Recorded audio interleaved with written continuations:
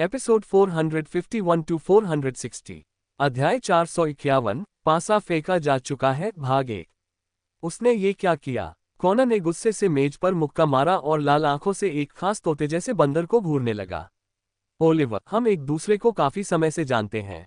क्या तुम मुझे बता रहे हो कि फ्लॉयड ने विलियम के परिवार वालों को अगवा करने की कोशिश की ताकि सेलिन को मजबूर करके उसे अपने वश में कर सके? क्या तुम सच कह रहे हो या सिर्फ बकवास कर रहे हो? तो तुमने उसे ऐसा कुछ करने का आदेश नहीं दिया था? ओलिवर ने पलटकर पूछा। उसने कॉनर को घूरकर देखा और अपनी उस विशेष दृष्टि का इस्तेमाल किया जो हर चीज को भेद सकती थी, ये जानने के लिए कि ड्यूस का नेता झूठ बोल रहा है या नहीं। मैंने ऐसा कोई आदेश नहीं दिया था, कॉनर ने दृढ़ता से इनकार किया। मैंने फ्लॉयड से बस इतना कहा था कि वह सेलिन को ये संदेश दे दे कि मैं उसके शिष्य विलियम से बात करना चाहता हूँ। मैंने उसे अपने परिवार के सदस्यों का अपहरण करने के लिए उकसाया नहीं था, क्योंकि मैं सेलिन को अपना दुश्मन नहीं बनाना चाहता। ओलिवर ने कॉनर की आत्मा का आकलन किया और पाया कि वह झूठ नहीं बोल रहा था। इससे यह साबित हुआ कि फ्लॉयड ने जो किया वही ईश्वर के नेता की सहमति के बिना किया गया एक अनधिकृत कार्य था।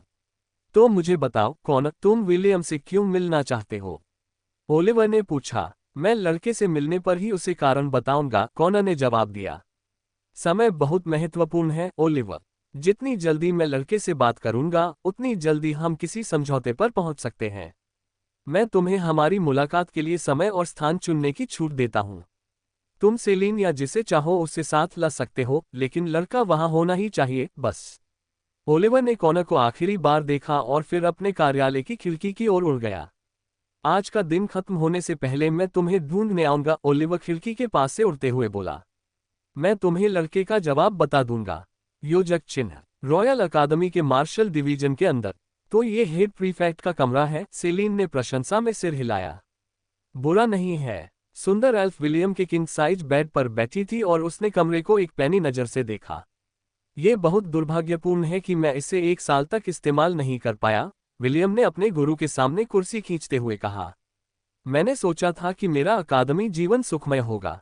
मुझे यह उम्मीद नहीं थी कि मैं एक के बाद एक मुसीबतों में फंस जाऊंगा। सेलिन ने लाल बालों वाले लड़के को देखकर खिलखिलाकर हंस दिया, जो अन्याय से भरे चेहरे के साथ उसे वापस देख रहा था। तुम तो मुसीबत को अपनी ओर खींच लाते हो, है ना? सेलिन ने घमंडी भाव से पूछा। गुरुजी, ये तो निंदा है, विलियम ने नेक लहजे में जवाब दिया। जरा देखिए आपका शिष्य कितना सुंदर है। क्या मैं मुसीबतों का चुंबक हूँ? नहीं, मैं तो खूबसूरत लड़कियों का चुंबक हूँ। अरे हाँ गुरुजी, मैं आपको बताना भूल गया था कि अब मेरी 3 गर्लफ्रेंड हैं। बुरा नहीं है ना? विलियम के व्यंग्यपूर्ण जवाब को सुनकर सेलिन ने नाक सिकुड़ी। 3 गर्लफ्रेंड? 3 गर्लफ्रेंड होने में क्या खास बात है? तुम तो अपने छोटे से। सुंदर एल्फ ने विलियम की ओर नीचे देखते हुए अपने होठों को ढक लिया और फिर खिलखिलाकर हंस पड़ी। गुरुजी, आपको अपने शिष्य को कम नहीं आंकना चाहिए, विलियम ने घमंड से सिर उठाया। आपकी जानकारी के लिए बता दूं कि मैं अब।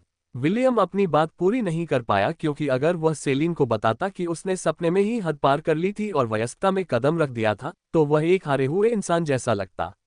अगर इसे भी गिना जाए तो धरती पर लगभग सभी किशोरों की वर्जिनिटी खत्म हो चुकी होगी, है ना? अब तुम वो नहीं हो। मैं अब वो बच्चा नहीं हूं जिसे तुम जानते हो। मैं अब बहुत सक्षम हूं। ठीक है, सेलिन ने सिर हिलाया। मैं मानती हूं कि अब आप पहले से ज्यादा सक्षम हैं। विलियम बातचीत जारी नहीं रखना चाहता था, क्योंकि उसके प्रेमी इस समय उसके 1000 जानवरों के क्षेत्र में थे। हालांकि वे उनकी बातचीत नहीं सुन सकते थे, लेकिन उसे डर था कि ऐशे किसी तरह उसकी छाती पर जड़े रत्न का उपयोग करके उनकी बातें सुन लेगी। हाफ एल्फ कोई जोखिम नहीं लेना चाहता था, क्योंकि उसे अभी अभी उन 2 बकवास करने वाले एंग्री बर्ड्स के हाथों मार पड़ी थी जिन्होंने उसके प्रेमियों के आसपास बम फोड़ दिया था। विलियम विषय बदलने ही वाला था कि ओलिवर विलियम की खिड़की से कमरे में दाखिल हुआ और उसने कॉनर के साथ हुई बातचीत के बारे में बताया। जैसा कि हमें संदेह था, मालकिन, कॉनर लोन्ट में फ्लॉयड पर हुए हमले में शामिल नहीं था, ओलिवर ने बताया। क्या आपको यकीन है? हाँ, मैं समझ गई। तो फिर विल, तुम क्या करोगे? सेलिन ने अपना ध्यान उस हाफ एल्फ की ओर मोड़ा जो गहरी सोच में डूबा हुआ लग रहा था। विलियम ने जवाब देने में देर नहीं लगाई, क्योंकि उसने रॉयल अकेडमी जाते ही कॉनर से मिलने का फैसला कर लिया था। मैं उनसे मिलना चाहता हूं, विलियम ने कहा। गुरुजी, ऐसा संभव कीजिए। सेलिन ने सिर हिलाया। इस मुद्दे को लंबा खींचने की कोई जरूरत नहीं थी, क्योंकि समय उनके पक्ष में नहीं था। 5 मिनट बाद ओलिवर खिड़की से बाहर उड़कर विलियम की बात कॉनर को बताने गया। विलियम ने सेलिन और जेकिल के साथ रॉयल अकेडमी के अंदर कॉनर से मिलने का फैसला किया। उसे ड्यूस के लीडर पर पूरी तरह भरोसा नहीं था और अपने गुरु और लोंट के दंत चिकित्सक की मौजूदगी से उसकी सुरक्षा सुनिश्चित हो गई। योजक चिन्ह। सूर्यास्त से 1 घंटा पहले कॉनर प्रथम वर्ष मार्शल डिवीजन में पहुंचा। वह अकेला आया था क्योंकि वह विलियम के साथ इस बैठक को बिगाड़ना नहीं चाहता था। फ्लॉयड ने पहले ही उसके लिए मुश्किलें खड़ी कर दी थीं, इसलिए वह और कोई जोखिम नहीं लेना चाहता था और उसने विलियम और उसके मालिक सेलिन को अपनी ईमानदारी दिखाने का फैसला किया। वे सोलारिस छात्रावास के सम्मेलन कक्ष में मिले। विलियम ये जानकर आश्चर्यचकित रह गया कि ड्यूस का नेता भी उसी की तरह आधा एल्फ था। कॉनर के बाल छोटे और गहरे भूरे रंग के थे और उसकी हरी आंखें विलियम की आंखों जितनी स्पष्ट नहीं थीं। जाहिर है उसने ऐसी चीजें देखी और की थीं जिनका अनुभव विलियम ने पहले कभी नहीं किया था। हालांकि दोनों ही आधे एल्फ थे, लेकिन उनके द्वारा चुने गए रास्ते एक दूसरे से बिल्कुल अलग थे। इस बैठक को शुरू करने से पहले मैं अपने अधीनस्थ फ्लॉयड द्वारा किए गए प्रयास के लिए माफी मांगना चाहता हूं, कॉनर ने क्षमाप्रार्थी स्वर में कहा। मेरा इरादा कभी भी आपके परिवार के सदस्यों को बंधक बनाकर उनका अपहरण करने का नहीं था। विलियम ने सिर हिलाया क्योंकि ओलिवर ने उसे यह बात पहले ही बता दी थी। फिर भी उसने कॉनर को उसके अभिनय कौशल के लिए 10 में से 10 अंक दिए क्योंकि उसके शब्दों और हाव भाव से साफ पता चल रहा था कि लोंट में जो कुछ हुआ था उसके लिए वह बहुत दुखी था। वह बातचीत में नेतृत्व करना बखूबी जानता है। विलियम ने ड्यूस के नेता की खुद को पीड़ित के रूप में दिखाने की क्षमता की प्रशंसा की। विलियम की सहमति देखकर कॉनर ने सीधे मुद्दे पर आने का फैसला किया। उसने लाल बालों वाले लड़के को खुश करने के लिए मीठे शब्दों का इस्तेमाल करने की योजना नहीं बनाई थी क्योंकि कॉनर विलियम की आंखों में छिपी नापसंदगी को साफ देख सकता था। हालांकि लड़के ने इसे छुपाने की पूरी कोशिश की। कॉनर लोगों से व्यवहार करने में माहिर था। वह लोगों की शारीरिक भाषा को समझ सकता था। कॉनर जानता था कि कब आगे बढ़ना है और कब पीछे हटना है। इसी वजह से उसे दक्षिणी महाद्वीप में ड्यूस की शाखा का नेतृत्व मिला। इस समय वे बातचीत की मेज पर थे। ड्यूस के नेता विलियम के चरित्र का आकलन करना चाहते थे ताकि यह पता चल सके कि वह सहयोगी बनेगा या नहीं। यदि यह बातचीत विफल रही तो वह राजकुमारी सिडोनी से दोबारा संपर्क करेंगे और अन्य शर्तों पर बातचीत करने का प्रयास करेंगे। उसे एक पल के लिए भी विश्वास नहीं था कि वह एक ऐसे लड़के के खिलाफ बुद्धि की लड़ाई में हार जाएगा जो अभी तक वयस्क नहीं हुआ था। कॉनर एक एक करके अपने पत्ते खोलेगा और यह सुनिश्चित करेगा कि विलियम समझ जाए कि उसके जीवित रहने का एकमात्र मौका उसके साथ मिलकर उन मौजूदा खतरों से निपटना है जिनका वे सामना कर रहे हैं। अध्याय 452 पासा फेंका जा चुका है, भाग 2। मैं आपसे इसलिए मिलना चाहता था क्योंकि 2 विदेशी आक्रमणकारी इस समय हेलेन साम्राज्य की सीमाओं के ठीक बाहर मौजूद हैं, कॉनर ने कहा। हमारी चर्चा के परिणाम के आधार पर हमारा संगठन हेलेन साम्राज्य को छोड़कर इनमें से किसी एक शक्ति से जुड़ने का निर्णय ले सकता है। कॉनर की अप्रत्यक्ष धमकी सुनने के बाद भी विलियम का चेहरा शांत रहा। सेलिन ने पहले ही इस परिणाम का अनुमान लगा लिया था, इसलिए उसने विलियम को पहले ही चेतावनी दे दी थी कि अगर हालात उनके पक्ष में नहीं रहे तो ड्यूस का नेता पाला बदल सकता है। सेलिन और विलियम दोनों इस बात पर सहमत थे कि केवल एक ही शक्ति है जो संगठन को अपने समूह में स्वीकार करेगी, और वह कोई और नहीं बल्कि। तो आप क्रेटोर साम्राज्य जाने की योजना बना रहे हैं, विलियम ने टिप्पणी की। बुरा विकल्प नहीं है। कॉनर ने विलियम के चेहरे को घूरकर देखा और उसे समझ आ गया कि लड़का उसके बयान से हैरान नहीं था। उसने सोचा कि हेलेन साम्राज्य को त्याग कर क्रेटोर साम्राज्य की सेना में शामिल होने की बात कहकर वह बाजी अपने हाथ में ले लेगा। तो अब समझ आया, वह वाकई राजकुमारी सिडोनी का सहयोगी है, कॉनर ने सोचा। उसे यह नहीं पता था कि सिडोनी अब राजकुमारी नहीं बल्कि 2 राज्यों की महारानी थी। हालांकि उसका छोटा भाई वर्तमान में फ्रीसिया राज्य पर शासन कर रहा था, लेकिन इससे यह तथ्य नहीं बदलता था कि सारे फैसले उसी के हाथ में थे। कॉनर को लगा कि विलियम का शांत स्वभाव इसलिए था क्योंकि उसे एक मजबूत समर्थन मिल गया था, एक ऐसा समर्थन जो कॉनर भी पाना चाहता था। फिलहाल केवल क्रेटोर साम्राज्य के पास ही इतनी जनशक्ति थी कि वह एल्फ्स का मुकाबला कर सके और उनसे बराबरी के मैदान पर लड़ सके। कैलम ने उसे बताया था कि विलियम और राजकुमारी सिडोनी का रिश्ता काफी करीबी लगता है। दूर से उन दोनों को देखने के बाद वह इसी निष्कर्ष पर पहुंचा था। तो आपका कहना है कि हम दोनों को मिलकर इन 2 शक्तियों के खिलाफ लड़ना चाहिए, सही कहा ना? विलियम ने पूछा। हाँ, कॉनर ने जवाब दिया। तो आप ये स्वीकार नहीं करेंगे कि आप राजकुमारी सिडोनी के सहयोगी हैं? अफसोस की बात है कि मुझे आपके और उनके बीच के रिश्ते के बारे में पहले से ही पता है। कॉनर किसी भी हालत में किसी और का अधीन नहीं होना चाहता था। राजकुमारी सिडोनी का चमचा बनना उसका आखिरी विकल्प था।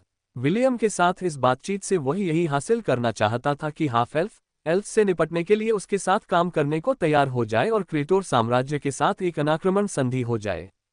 उसे विश्वास था कि जब तक वह केवल एल्फ से लड़ रहा है तब तक आमने सामने की लड़ाई में वह उन्हें पूरी तरह से नष्ट कर देगा। कॉनर को इस बात का पूरा भरोसा था कि सुपर सोल्जर्स की सेना जल्द ही अपना अंतिम रूपांतरण पूरा कर लेगी। चूंकि आप अपने उद्देश्य के बारे में खुलकर बता रहे हैं तो मुझे ज़ेलान राजवंश में घटी हाल की घटना के बारे में कुछ बताने दीजिए, विलियम ने कहा। कुछ दिन पहले हम उनके टेलीपोर्टेशन गेट को नष्ट करने के लिए वहां गए थे। विलियम की बातें सुनकर कॉनर के चेहरे पर हैरानी के भाव साफ झलक रहे थे। क्या तुम सफल हुए? कॉनर ने पूछा। वह विलियम के जवाब का बेसब्री से इंतजार कर रहा था। अगर विलियम एल्व्स की अपने वतन से और अधिक सहायता प्राप्त करने की क्षमता को नष्ट करने में सफल हो जाता तो वे उन्हें पूरी तरह से खत्म करने के एक कदम और करीब पहुंच जाते। कॉनर यही सोच रहा था जब वह अपने सामने खड़े लाल बालों वाले लड़के को देख रहा था। नहीं, विलियम ने उत्तर दिया। हम अपने मिशन में असफल रहे। इसके अलावा मुझे आपको एक और बुरी खबर बतानी है। सिल्वर मून महाद्वीप के 2 रक्षक युद्ध के बीच में ही द्वार से अंदर घुसने में कामयाब हो गए। एक किलिन एनरू था, दूसरा प्राचीन गोलेम ड्राउन था। क्या आपने उनके बारे में सुना है? सिल्वर मून महाद्वीप के 2 रक्षकों का नाम सुनते ही कॉनर का चेहरा पीला पड़ गया। वह एनरू को जानता था क्योंकि उसके पास ड्यूस के सूचना नेटवर्क तक पहुंच थी। एल्व्स से घृणा करने वाले व्यक्ति के रूप में उन्होंने सिल्वर मून महाद्वीप में मौजूद शक्तियों के बारे में काफी जानकारी एकत्र की थी। इसमें सिल्वर मून महाद्वीप के 7 संरक्षक जानवर भी शामिल थे। किलिन एनरू, प्राचीन गोलेम ड्राउन, पंखों वाला सर्प ड्रेकॉन नाजरिग, एंट राजा माइरेंडोर, संरक्षक हिरण ज़ाइफोन, स्वर्ण ड्रैगन एजेकालोर, अर्धदेव सेफेरॉन। ये सिल्वर मून महाद्वीप के 7 संरक्षक हैं। सेफेरॉन एक अर्धदेव था जो सिल्वर मून महाद्वीप से बंधा हुआ था। ये सैकड़ों वर्षों तक शीत निद्रा में जाने के लिए शायद ही कभी एल्व्स की भूमि छोड़ता था। प्राचीन गोलेम ड्राउन 7 रक्षकों में दूसरा सबसे शक्तिशाली प्राणी था। हालांकि इसकी ऊंचाई केवल 2 मीटर थी, लेकिन कोई भी इसकी शक्ति को कम आंकने की हिम्मत नहीं करता था क्योंकि यह एक ऐसा गोलेम था जो अर्धदेवताओं से भी लड़ सकता था। अरे, क्या तुम मजाक कर रहे हो? कॉनर ने अविश्वास से पूछा। क्या तुम मुझे बता रहे हो कि ड्राउन पहले से ही ज़ेलान राजवंश में है? सेलिन, तुम्हारा शिष्य तो मजाक करना बखूबी जानता है। कॉनर ने अपना ध्यान विलियम के बगल में बैठी खूबसूरत एल्फ की ओर मोड़ा। मुझे डर है कि वह सच कह रहा है, सेलिन ने जवाब दिया। जब ड्राउन प्रकट हुआ तब मैं वहीं थी। उसे एक मुठभेड़ में हम बाल बाल बचे थे। कॉनर ने अपनी घबराहट को शांत करने के लिए अपना चेहरा रगड़ा। अब जब सेलिन ने पुष्टि कर दी थी कि प्राचीन गोलेम वास्तव में दक्षिणी महाद्वीप में मौजूद है तो उसे लगा कि भाग जाना ही उसके लिए सबसे अच्छा उपाय है। इससे कोई फर्क नहीं पड़ता था कि संगठन के पास कितने सुपर सोल्जर थे। ड्राउन के सामने ये लगभग अमर योद्धा किसी चट्टान पर फेंके गए अंडों के समान थे। तो अब तुम क्या करने वाले हो? विलियम ने पूछा। क्या तुम क्रेटोर साम्राज्य से सुरक्षा मांगोगे या हेलन साम्राज्य में रहकर एल्व्स के खिलाफ लड़ोगे? विलियम ने किलिन और प्राचीन गोलेम के प्रकट होने का जिक्र कॉनर के दृढ़ संकल्प को परखने के लिए किया था। वह जानना चाहता था कि ड्यूस का नेता भाग जाएगा या वहीं रहकर लड़ेगा। इस समय विलियम को सहयोगियों की जरूरत थी, न कि ऐसे लोगों की जो अहम मौके पर भाग जाएं। वह तो अपने मतभेदों को भी भुलाकर आपस में बातचीत करने को तैयार था। अगर कॉनर ने महारानी सिडोनी की आड़ में छिपने का फैसला कर लिया होता तो वह कुछ नहीं कर सकता था। सच कहूं तो उसका भी यही करने का मन कर रहा था। हालांकि उनके पक्ष में कुछ ऐसे लोग थे जो सारी उम्मीदें खत्म होने पर उनकी मदद कर सकते थे। उनमें से एक किरिंटोर पर्वतों के अर्धदेव ताकाम थे। दूसरा था व्लाद, जो दक्षिणी महाद्वीप का सबसे शक्तिशाली अर्धदेव था। यदि ये दोनों अर्धदेव विलियम का साथ देने का फैसला करते हैं तो ड्राउन को भी हेलन साम्राज्य पर हमला करने से पहले 2 बार सोचना पड़ेगा। जेकिल ने उसे साफ साफ बता दिया था कि विलियम को व्लाद पर भरोसा नहीं करना चाहिए क्योंकि उसके पिता को हेलेनिक साम्राज्य के भविष्य की कोई परवाह नहीं थी। उन्हें सिर्फ जेम्स की चिंता थी। जब विलियम ने जेकिल से पूछा कि अगर वह जेम्स की मूर्ति को ढाल के रूप में लेकर युद्ध के मैदान में जाए तो क्या व्लाद उसकी मदद करेगा, तो लोंट के दंत चिकित्सक ने जोर से हंसते हुए विलियम से कहा कि यह एक शानदार विचार है। हालांकि जेकिल ने साफ साफ कह दिया कि अगर विलियम ने ऐसा किया तो व्लाद उसे बुरी तरह पीटकर अंतरिक्ष में भेज देगा। जिस तरह विलियम के लिए उसका परिवार सबसे बड़ा दुश्मन था, उसी तरह व्लाद के लिए जेम्स सबसे बड़ा दुश्मन था। किसी अर्धदेव से पंगा लेना बहुत बड़ी मूर्खता थी। जेकेल का दावा सुनने के बाद विलियम ने अपने दादाजी का इस्तेमाल करके अर्धदेव को उकसाने और एल्व्स के खिलाफ लड़ाई में उनकी मदद लेने का विचार त्याग दिया। अगर जेम्स को विलियम की योजना का पता चल जाता तो वह उसे अपने बूढ़े शरीर को ढाल बनाकर दुश्मनों से लड़ने के लिए बुरी तरह पीट देता। विलियम ने कॉनर को घूरकर देखा और उसके जवाब का इंतजार किया। पासा फेंक दिया गया है। वह केवल ये देखने के लिए इंतजार कर रहा था कि कॉनर लड़ने का विकल्प चुनेगा या प्रतिकूल परिस्थितियों में भागने का विकल्प चुनेगा। सेलिन ने दूर से इस बुद्धि युद्ध को देखा और उसके चेहरे पर मुस्कान आ गई। विलियम ने कॉनर के साथ जिस तरह से व्यवहार किया उससे वह काफी संतुष्ट थी और उसे गर्व महसूस हो रहा था क्योंकि वह उसका शिष्य था। काश उसे कुछ और साल बड़े होने के लिए मिल जाते, मुझे यकीन है कि वह मेरी उम्मीदों से कहीं आगे निकल जाता, सेलिन ने सोचा। ये जानते हुए कि 1-2 महीने में युद्ध शुरू हो जाएगा, उसने मन ही मन आह भरी। एक ऐसा युद्ध जिसमें कई जाने जाएंगी और उनके शव फिर कभी नहीं मिलेंगे। अध्याय 453 कालकोठरी का उन्नयन। विलियम और कॉनर की मुलाकात समाप्त हो गई, लेकिन दोनों के बीच कोई वादा नहीं हुआ। ड्यूस के नेता ने चीजों पर विचार करने के लिए एक दिन का समय मांगा और विलियम सहमत हो गया। उनकी बातचीत अगले दिन दोपहर को सोलारिस छात्रावास के उसी सम्मेलन कक्ष में फिर से शुरू होगी। कॉनर के रॉयल अकादमी छोड़ने के 1 घंटे बाद विलियम ने सेलिन को अपने कुछ रहस्य दिखाए, और वे रहस्य 1020 डोमेन और अटलांटिस के कालकोठरी के अलावा और कुछ नहीं थे। जब विलियम ने देखा कि डोमेन और डंजन को देखने के बाद सेलिन का आमतौर पर शांत रहने वाला चेहरा बदल गया, तो उसके चेहरे पर आत्मसंतुष्टि का भाव था। कैसे? सेलिन ने विलियम को घूरते हुए पूछा। उसकी निगाहें इतनी तीव्र थीं कि विलियम को लगा कि वह खूबसूरत एल्फ उसे चीर-फाड़ करने की इच्छा को दबा रही है, ये जानने की कोशिश कर रही है कि वह उससे और कौन से रहस्य छिपा रहा है। गुरुजी, क्या ये स्पष्ट नहीं है? विलियम ने घमंड से अपनी ठुड्डी ऊपर उठाते हुए उत्तर दिया। मैं इतना सुंदर और इतना प्रभावशाली हूं कि मेरी मुलाकातें हमेशा सफल रहती हैं। भविष्य में अगर मुझे अचानक कोई दिव्य कलाकृति या हथियार मिल जाए तो आश्चर्यचकित मत होना। विलियम जब अपनी बड़ाई कर रहा था तभी इंद्रधनुषी रंग का एक चींटीखोर उसके पास से गुजरा। सेलिन की निगाहें तुरंत उस मनमोहक और अनोखे प्राणी पर टिक गईं, जिसने भूमिगत गुफा में उसके साथ मिलकर लड़ाई लड़ी थी। मुझे ये चाहिए, सेलिन ने कहा और उस अर्धदेवता को उठा लिया जो अपने काम में व्यस्त था। कासुगोनगा ने अपने सामने खड़ी खूबसूरत एल्फ को गुस्से से घूरा। सेलिन पर हमला न करने का एकमात्र कारण यही था कि वह विलियम की मालकिन थी। अगर कोई और एल्फ उसे उठा लेता तो वह अब तक गेंद की तरह गोल होकर बिना दया दिखाए उसका चेहरा फोड़ देता। मुझे छोड़ दो, स्त्री, कासुगोनगा चिल्लाया। मैं एक अर्धदेव हूँ। तुम्हारी हिम्मत कैसे हुई मुझे खिलौने की तरह समझने की? जब सेलिन ने सुना कि वह प्यारा सा चींटीखोर एक अर्धदेव है तो उसकी आंखें चमक उठीं। उसे लगा था कि कासुगोनगा तो बस एक दुर्लभ जानवर है जिसे विलियम ने रास्ते में पा लिया होगा। क्या तुम अर्धदेव हो? हाँ। अब मुझे छोड़ दो, औरत। सेलिन ने गंभीर भाव से विलियम की ओर देखा। बिना कुछ कहे भी वह आधा एल्फ समझ गया था कि उसका गुरु उसे क्या बताने की कोशिश कर रहा है। माफ कीजिए स्वामी, विलियम ने सिर हिलाते हुए कहा। कासुगोनगा मेरा पालतू जानवर नहीं है, और न ही वह मेरा अधीनस्थ है। वह मेरा विशेष अतिथि है। बिल्कुल सही, कासुगोनगा ने कहा और सेलिन से छूटने के लिए अपना शरीर मरोड़ने लगा, जिसने उसे कसकर पकड़ रखा था। अरे, मुझे छोड़ दो। सेलिन ने अनिच्छा से इंद्रधनुषी रंग के चींटीखोर को जमीन पर रखते हुए अपनी जीभ चिटकाए। कासुगोनगा ने उसे घृणा भरी निगाहों से देखा और अटलांटिस कालकोठरी की 22वीं मंजिल को साफ करने में दूसरों के साथ शामिल होने के लिए चला गया। इस तल पर स्थित कालकोठरी के राक्षस नाग थे। वे सर्पाकार संकर जीव थे जो अर्धमानवों के समान थे।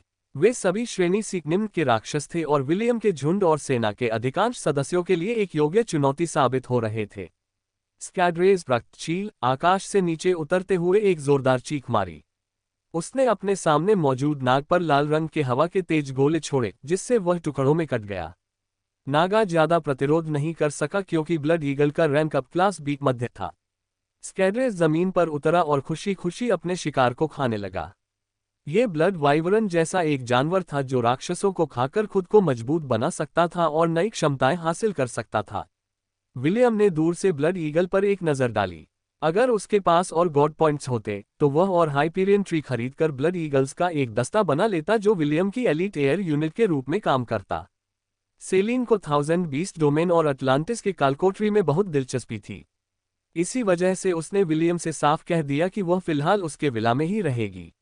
विलियम सहमत होने ही वाला था कि अचानक उसे याद आया कि उसका विला अब उसका निजी प्रेम स्थल बन चुका था। वह वहां अपनी प्रेमिकाओं के साथ रातें बिताता था और अगर सेलिन वहां कुछ प्रयोग करती तो यह अजीब लगता। इसी वजह से उन्होंने तुरंत सिस्टम से सेलिन के लिए एक अस्थायी प्रयोगशाला सहित एक विशाल आवास खरीदने का अनुरोध किया। योजक चिन्ह गॉड पॉइंट्स 642। योजक चिन्ह सिस्टम ने 50 गॉड पॉइंट्स में एक अंतर्निर्मित प्रयोगशाला वाला निवास खरीदा और उसे विला के पास रखा। यह सेलिन के लिए विलियम से मिलने के लिए काफी करीब था, लेकिन दोनों को गोपनीयता देने के लिए काफी दूर भी था। सेलिन उस निवास को देखकर आश्चर्यचकित रह गई जो विलियम के साथ 1020 डोमेन की यात्रा के दौरान वहां मौजूद नहीं था। उसने अपने शिष्य की ओर देखा, जो मैं कितना अद्भुत हूं वाले भाव से उसकी ओर देख रहा था, और उसने उससे कुछ भी न पूछने का फैसला किया। उस खूबसूरत परी के अपने भी कई रहस्य थे, इसलिए वह विलियम को उन बातों को बताने के लिए मजबूर नहीं करेगी जो वह उसे बताना नहीं चाहता था। इस आरामदायक आवास के लिए धन्यवाद, सेलिन ने मुस्कुराते हुए कहा। मैं फिलहाल आपके साथ रहूंगी क्योंकि लूंट में मेरे पास करने के लिए कुछ नहीं है। बदले में मैं अटलांटिस कालकोटरी को साफ करने में मदद करूंगी और राक्षसों के शरीर के अंगों का उपयोग अपने प्रयोगों में करूंगी। धन्यवाद स्वामी, विलियम ने उत्तर दिया। आपके यहाँ होने से मुझे सुकून मिलेगा। विलियम इस बात से बेहद खुश था कि सेलिन ने फिलहाल उसके साथ रहने का फैसला किया। कालकोटरी को साफ करने के काम में सेलिन की मौजूदगी से काफी मदद मिलेगी। साथ ही इससे उसे रसायन विद्या से संबंधित कुछ सवाल पूछने का मौका भी मिलेगा। सेलिन को शोध करना और चीजों पर प्रयोग करना पसंद था और विलियम भी इस समय यही कर रहा था। उसे उम्मीद थी कि अपने गुरु के ज्ञान से वह उन चीजों को बना पाएगा जिन्हें वह खुद नहीं बना पा रहा था, जैसे कि एक शक्तिशाली एसिड जो कीमती धातुओं से बने कवच को पिघलाने के लिए पर्याप्त मजबूत हो। विलियम ने कुछ समय के लिए सेलिन से अलग होने का फैसला किया क्योंकि उसे भी कुछ मामलों को निपटाना था। योजक चिन्ह कालकोटरी अंक 158 865। योजक चिन्ह एल्व्स के खिलाफ आखिरी लड़ाई में सैकड़ों गोब्लिन मारे गए थे। हालांकि गोब्लिन क्रिप्ट उनमें से और भी पैदा कर सकता था, विलियम को लगा कि उसे गोब्लिन सेना को तोप के चारे की तरह नहीं मानना चाहिए। वर्तमान में गोब्लिन सेना का नेता कोई और नहीं बल्कि हॉबगोब्लिन जादूगर था, जिसे विलियम ने जेरेक्स नाम दिया था। उसका सहायक हॉबगोब्लिन सरदार था, जिसे विलियम रेक्स कहता था। वे दोनों मिलकर ही गोब्लिनों को युद्ध में नेतृत्व देने वाले नेता थे। विलियम ने गोब्लिन क्रिप्ट में कुछ बदलाव किए थे और निम्न स्तर के गोब्लिनों का उत्पादन बंद कर दिया था।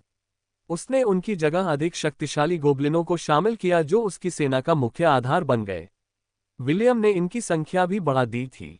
हॉबगोब्लिन शिकारी, हॉबगोब्लिन योद्धा, हॉबगोब्लिन उन्मादी, हॉबगोब्लिन नेता, हॉबगोब्लिन शमन। उसने और मंजिलें खरीदी और एल्व्स को रखने वाली जेल को 45वीं मंजिल पर रखा।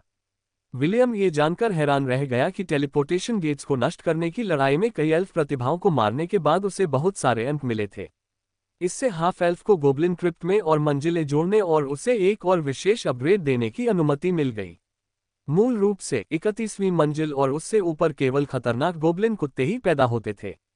अब विलियम ने कालकोटरी की सेटिंग बदल दी और नई मंजिलों पर स्कवेंजर गोब्लिन कुत्ते पैदा होने लगे।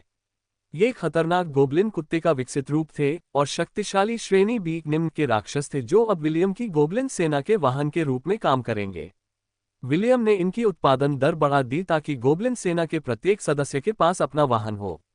हालांकि उसने इस युद्ध में होने वाले नुकसान के लिए खुद को पहले ही तैयार कर लिया था, लेकिन वह अपनी गोब्लिन सेना को तोप के चारे के रूप में इस्तेमाल नहीं होने देगा।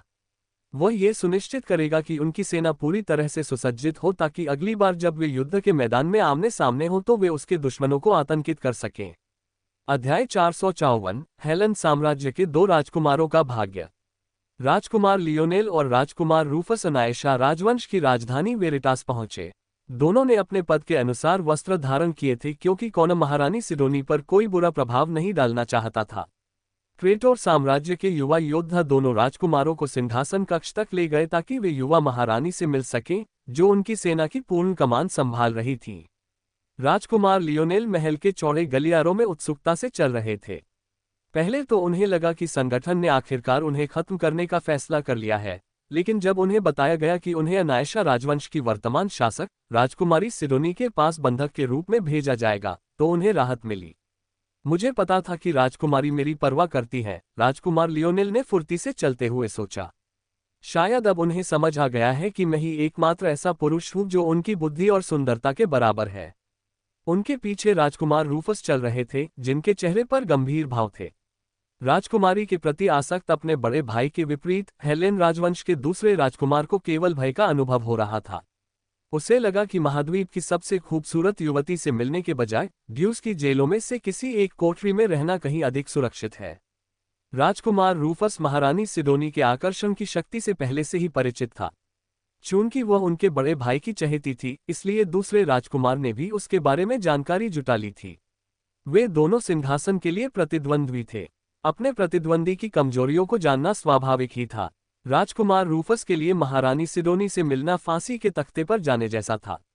एक बार जब वह जादू के प्रभाव में आ जाता तो उसकी अपनी कोई इच्छा नहीं रह जाती और वह केवल महारानी सिडोनी के हर आदेश का पालन करता।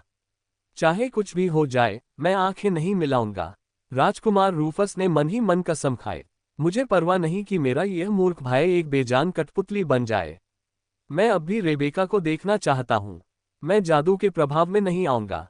जब सिंहासन कक्ष के दो विशाल द्वार खुले तो राजकुमार लियोनेल ने तुरंत अपने सपनों की महिला को देखा।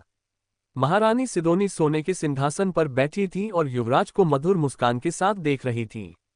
उन्होंने युवराज को आगे आने का इशारा भी किया ताकि वह उन्हें बेहतर ढंग से देख सके। राजकुमार लियोनेल को किसी के बताने की जरूरत नहीं थी कि उन्हें क्या करना है। वह आत्मविश्वास से महारानी की ओर बढ़े और उनकी मुस्कान का जवाब अपनी मुस्कान से दिया। दूसरी ओर राजकुमार रूफस ने अपना सिर झुकाए रखा और जमीन को ऐसे घूरते रहे मानो उनकी जान उसी पर निर्भर हो। दोनों राजकुमारों के साथ आए एक अंगरक्षक ने उन्हें आगे बढ़ने के लिए पीठ पर हल्का धक्का दिया। ये जानते हुए कि उसके पास आज्ञा मानने के अलावा कोई विकल्प नहीं था, रूफस स्थिर कदमों से आगे बढ़ा। वह तभी रुका जब गार्ड ने उसे रुकने का आदेश दिया, जहां उसे और राजकुमार लियोनेल को अपनी महारानी के सामने घुटने टेकने के लिए मजबूर किया गया। काफी समय हो गया, राजकुमार लियोनेल, महारानी सिडोनी ने रेशम की तरह कोमल स्वर में कहा। आशा करती हूं कि पिछली बार जब हम मिले थे तब से आप कुशल मंगल होंगे। प्रिंस लियोनेल की मुस्कान और चौड़ी हो गई। मुझे खेद है कि हम दोनों के अलग होने के बाद सब कुछ ठीक नहीं रहा, राजकुमारी सिडोनी। आप इन्हें महारानी सिडोनी कह सकते हैं। राजकुमार जेसन ने बगल से टिप्पणी की।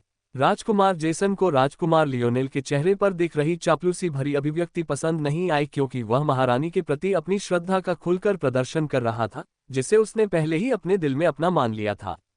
बिल्कुल, राजकुमार लियोनेल ने क्षमा मांगते हुए सिर हिलाया। महारानी सिडोनी, मेरी बदतमीजी के लिए मुझे क्षमा करें। आपसे अनुचित तरीके से बात करना मेरी गलती थी। आपको क्षमा कर दिया गया है, राजकुमार लियोनेल, महारानी सिडोनी ने शक्ति से चमकती आंखों के साथ उत्तर दिया।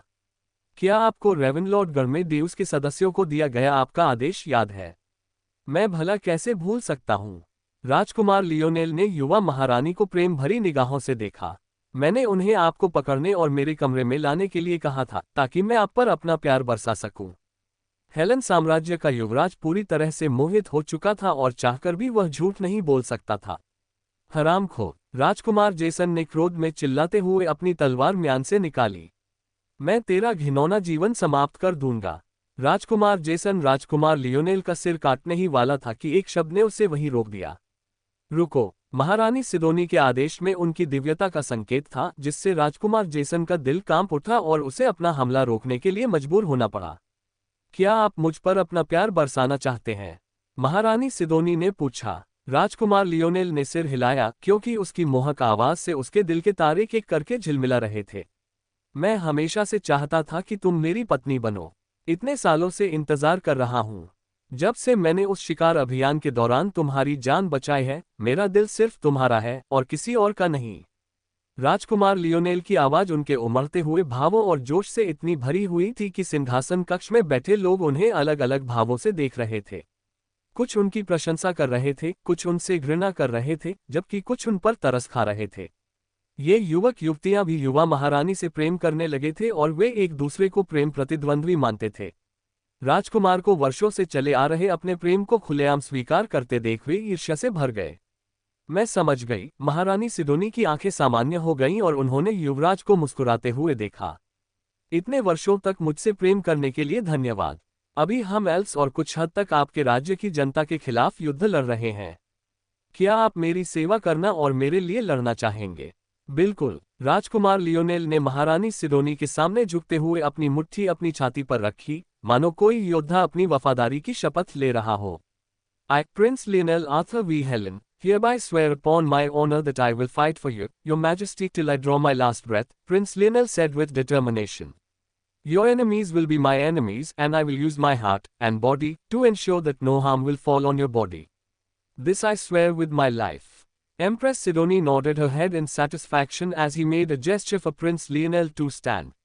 From now on, you will be part of my royal guard, Empress Sidonie declared. You will accompany me wherever I go and protect me from all harm. You will do this for me, yes. My life is yours to command, your majesty. Prince Lionel bowed his head.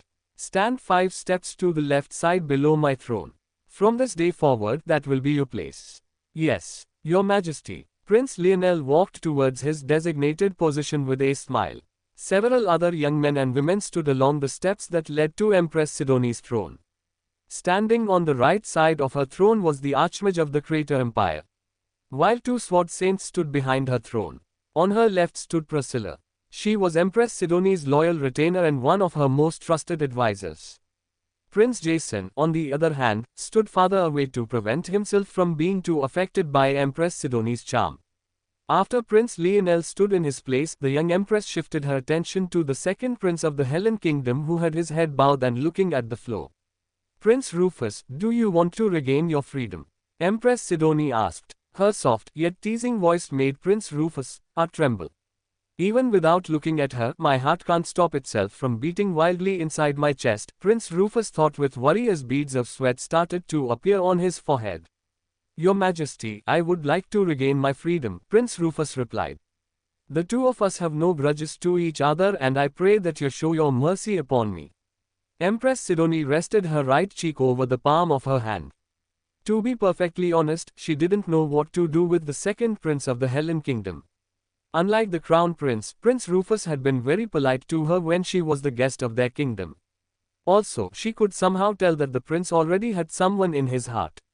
As someone who was pursuing the meaning of love, Empress Sidonie felt that she shouldn't tamper with Prince Rufus' feelings and grant him amnesty. Even Morgana, who was usually the one who was thirsty to turn everyone into slaves, remained quiet within their shared mindscape. Empress Sidonie's other half was giving her silent approval to whatever she decided to do with the second prince. इस समय दक्षिणी महाद्वीप खतरे से घिरा हुआ है, महारानी सिडोनी ने गहन विचार विमर्श के बाद कहा।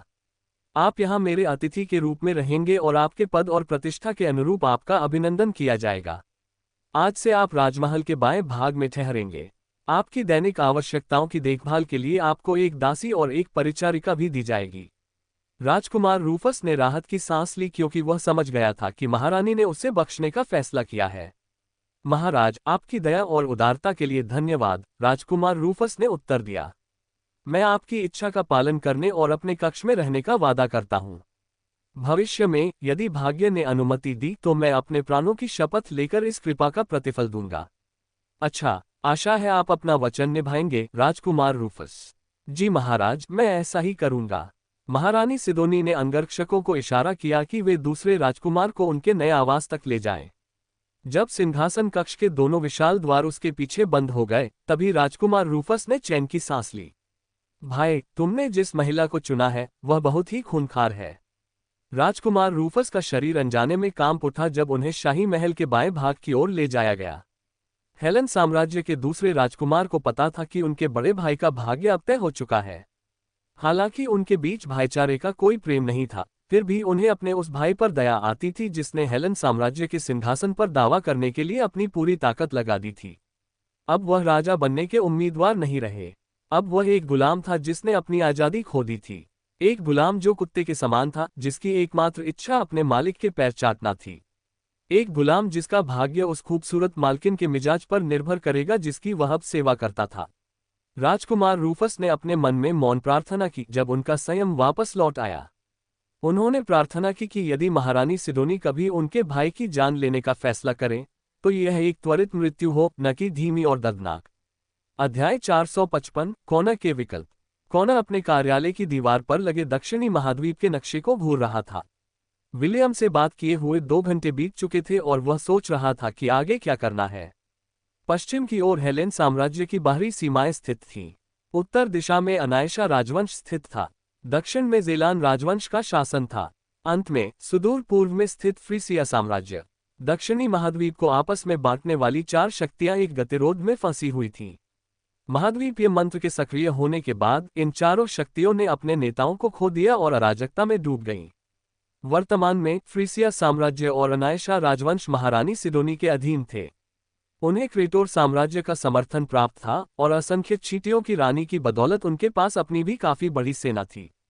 फिलहाल वह खेल के मैदान के आधे हिस्से पर काबिज थी। यहाँ तक कि यह भी कहा जा सकता है कि सैन्य शक्ति और संसाधनों के मामले में वह इस समय सत्ता के शिखर पर थी। फिर दक्षिण में ज़ेलान राजवंश पर कब्जा करने वाले एल्फ थे। हालांकि विलियम के गठबंधन ने टेलीपोर्टेशन गेट्स को नष्ट करने में असफल रहा, फिर भी उन्होंने एल्फ को करारी हार दी। ये बेहद दुर्भाग्यपूर्ण था कि महारानी सिडोनी की चींटी सेना द्वारा टेलीपोर्टेशन गेट को नष्ट किए जाने से पहले 2 शक्तिशाली संरक्षक जानवर उससे गुजरने में सक्षम हो गए। एनरू, किलिन और ड्राउम, प्राचीन गोलेम, दोनों के पास काफी शक्ति थी, खासकर प्राचीन गोलेम के पास, जो दोनों में सबसे बड़ा खतरा था। केवल उसी के पास किलेबंदी को नष्ट करने और शहरों को गिराने की शक्ति थी। हालांकि निकट भविष्य में एल्फ्स की सहायता के लिए कोई अतिरिक्त सेना नहीं आने वाली थी, लेकिन ज़ेलान राजवंश में तैनात एल्फ सेनाओं के खिलाफ किसी भी तरह की और कार्रवाई को रोकने के लिए ड्राउम ही काफी था। फिर हेलन साम्राज्य था। इन तीनों शक्तियों में से ये वर्तमान में सबसे कमजोर था। कॉनर ने आह भरी जब उसकी नज़र उस राज्य पर पड़ी जहां वह इस समय मौजूद था और उसने असहाय होकर अपना सिर हिलाया। काश हिडन डोमेन गायब न हुआ होता, कॉनर ने अफसोस के साथ सोचा। उसके अंदर मौजूद संसाधन हजारों सुपर सोल्जर्स बनाने के लिए पर्याप्त से भी अधिक होते, जिनका उपयोग हमारी अग्रिम पंक्ति के मुख्य आधार के रूप में किया जा सकता था। कॉनर पहले ही समझ चुका था कि उनके सामने सबसे बड़ा खतरा ड्राउम था। अगर वह किसी तरह महारानी सिडोनी को छद्म देवता को काबू में रखने के लिए मना लेता, तो उसे पूरा भरोसा था कि अगर वह और विलियम मिलकर काम करें तो वे एल्फ्स को हरा देंगे।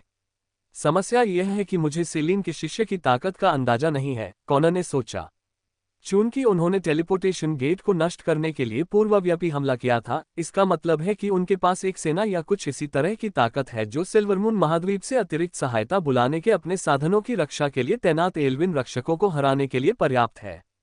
कॉनर को यह आभास था कि अगर वह विलियम से ये भी पूछे कि उसके झंडे तले कितनी सेनाएं हैं, तो विलियम उसे कुछ नहीं बताएगा। अगर वह उसी स्थिति में होता तो कॉनर भी यही करता। एनायशा राजवंश को देखते हुए कॉनर ने मन ही मन सोचा, मेरे पास केवल 2 ही विकल्प हैं। या तो मैं महारानी सिडोनी के प्रति अपनी निष्ठा की शपथ लूं और क्रेटोर साम्राज्य का समर्थन प्राप्त करूं, या फिर इस राज्य में रहूं जहां एल्फ सेना को हराने की कोई उम्मीद नहीं है। उसके अधीनस्थों ने, जिन्हें दोनों राजकुमारों को अनायशा राजवंश तक ले जाने का दायित्व सौंपा गया था, सूचना दी थी कि सुंदर राजकुमारी अब साम्राज्य बन चुकी है। कॉनर इसका अर्थ समझ गया था और ये देखकर वह भौहें चढ़ा बैठा। मैंने उससे केवल एक संचार क्रिस्टल का उपयोग करके बात की थी, लेकिन यह मुझे ये बताने के लिए काफी था कि वह कितनी खतरनाक है। महारानी सिडोनी के साथ हुई बातचीत को याद करते हुए कॉनर की मुट्ठियां अनजाने में भींच गईं। कॉनर को यह आशंका सता रही थी कि अगर उसने कभी क्रेटोर साम्राज्य से गठबंधन किया तो युवा महारानी कोई जोखिम नहीं लेंगी और उस पर अपनी आकर्षण शक्ति का प्रयोग करेगी। ड्यूस के नेता को इस बात का पूरा भरोसा नहीं था कि वह उसका सामना कर पाएगा, भले ही वह आकर्षण के प्रति अपनी प्रतिरोधक क्षमता बढ़ाने वाली कलाकृतियों का उपयोग करे। कॉनर ने अपने माथे को हाथ से रगड़ते हुए व्यंग्यात्मक हंसी हंसी। अगर आप सोचे तो मेरे पास और क्या विकल्प है। हेलन साम्राज्य की भूमि पर नजर पड़ते ही कॉनर ने दांत पीस लिए। अपने विचारों को व्यवस्थित करने के बाद ड्यूस के नेता ने अपनी उंगली पर मौजूद अंगूठी को सक्रिय किया और अपने दाहिने हाथ के आदमी कैलुम को अपना आदेश दिया। अब जब उसने फैसला कर लिया था तो परिणाम चाहे कुछ भी हो, वह उसे पूरा करके ही रहेगा। योजक चिन्ह। विलियम ने शुद्धिकरण की ज्वालाओं को नियंत्रित करने पर ध्यान केंद्रित किया क्योंकि उसके यिन यान कड़ाही के अंदर की सामग्रियां एक साथ मिल गईं। ऊपर से तो वह शांत दिख रहा था, लेकिन अंदर ही अंदर वह कॉनर के फैसले को लेकर चिंतित था। उसने कभी नहीं सोचा था कि ऐसा भी समय आएगा जब उसे संगठन से अपने मतभेदों को भुलाकर एक साझा लक्ष्य की ओर मिलकर काम करना पड़ेगा। इस चिंता से बचने के लिए उसने अपने रेनबो बड एरियल ब्रिगेड के लिए एसिड बम बनाकर अपने एल्केमिस्ट जॉब क्लास का स्तर बढ़ाने का फैसला किया। फिलहाल वह केवल इतना ही एसिड बना पाया था जो प्रबलित स्टील को पिघलाने के लिए पर्याप्त शक्तिशाली था। यह उसकी कल्पना से बिल्कुल अलग था, लेकिन विलियम जानता था कि इसमें कुछ नहीं किया जा सकता। वह तो बस एक शौकिया था जो ये देखने के लिए प्रयोग कर रहा था कि कौन सी चीज सही जगह पर टिकती है। 2 मिनट बाद यिन यांग कड़ाही चमक उठी, जिससे संकेत मिला कि मिश्रण बनाने की प्रक्रिया सफल हो गई थी। प्राप्त अनुभव अंक 5000। विलियम ने अपने माथे से पसीना पोंछा और फिर नए बने एसिड को छोटी बोतलों में भर लिया, जिन्हें वह बाद में एंग्रे बर्ड्स को बांट देगा। इंद्रधनुषी रंग के ये पक्षी फिलहाल उसकी सेना को अटलांटिस के कालकोठरी को खाली कराने में मदद कर रहे थे। उसकी प्रेमिकाएं भी कालकोठरी में थीं क्योंकि वे विलियम को तब परेशान नहीं करना चाहती थीं जब वह अकेले में चीजें बना रहा होता था। विलियम ने अभी अभी एसिड की आखिरी बोतल को सील किया ही था कि अचानक उसके कमरे का दरवाजा खुल गया। सेलीन ने अपने अस्त व्यस्त शिष्य और उसके बगल में फर्श पर करीने से रखी हुई तेजाब की बोतलों पर नजर डाली। उसने सूंघा और हवा में तेजाब की दुर्गंध महसूस करते ही उसकी नाक तुरंत सिकुड़ गई। मुझे नहीं पता था कि तुम्हें रसायन विद्या भी आती है, सेलीन ने अपनी बाहों को सीने पर बांधते हुए कहा। क्या यह उन जॉब क्लासेस में से एक है जिनके बारे में तुमने मुझे पहले बताया था? विलियम ने सिर हिलाते हुए एसिड की सभी बोतलें अपनी विजय की अंगूठी के अंदर रख दी। फिर उसने अपनी जल जादुई शक्ति का उपयोग करके अपने यिन यांग कड़ाही को साफ किया और उसे भी अंगूठी में रख दिया। क्या आपको किसी चीज की जरूरत है, स्वामी? विलियम ने पूछा। वह जानता था कि जब तक कोई महत्वपूर्ण बात ना हो, सेलीन उससे मिलने नहीं आएगी, इसलिए विलियम ने अपना सारा ध्यान उस पर केंद्रित किया और उसके जवाब का इंतजार किया। कॉनर ने कुछ मिनट पहले मुझसे संपर्क करके बताया कि वह आपसे बात करना चाहता है। मुझे लगता है कि उसने अपना फैसला कर लिया है। ठीक है। वैसे स्वामी जी, समय क्या हुआ है? विलियम अपने प्रयोगों में इतना व्यस्त था कि उसने समय देखने का समय नहीं देखा था, लेकिन उसे यकीन था कि ड्यूस के नेता के साथ उसकी मुलाकात के बाद से एक दिन भी नहीं बीता था। अभी अभी आधी रात हुई है, सेलीन ने जवाब दिया। कॉनर एक बार फैसला लेने के बाद समय बर्बाद नहीं करना चाहता। उससे मिलने से पहले नहा लो। हम नहीं चाहते कि तुम्हारी अस्त व्यस्त हालत देखकर हमारा संभावित सहयोगी अपना इरादा बदल दे। कमरे से निकलने से पहले सेलीन मुस्कुराए। हालांकि उसे 100% यकीन नहीं था, लेकिन उसे यह आभास था कि कॉनर अस्थायी युद्धविराम के लिए सहमत हो जाएगा और उनके गठबंधन में शामिल हो जाएगा। विलियम ने अपने मालिक को जाते हुए देखा और फिर चैन की सांस ली।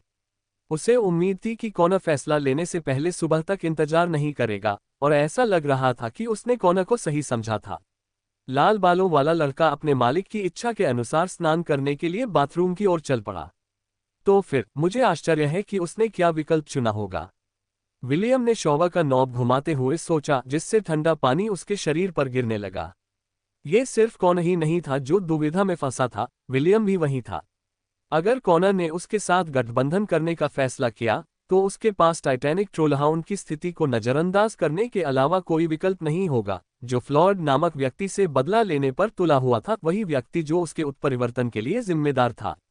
यदि कॉनर ने उसके साथ गठबंधन न करने का फैसला किया, बल्कि भाग जाने का निर्णय लिया, तो उसे हेलेन साम्राज्य की पूरी कमान संभालने के लिए मजबूर होना पड़ेगा।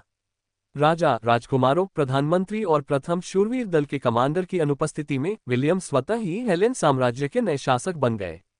राजकुमार अर्नेस्ट भी यह भूमिका निभा सकते थे, लेकिन युवा राजकुमार इस समय किरिंटोर पर्वत पर थे, जहां वे उस भूमि को तबाह करने वाले विभिन्न युद्धरत गुटों के संघर्ष से दूर थे। यदि संभव हो तो विलियम राजकुमार को ताकाम की सुरक्षा में रखना चाहता था।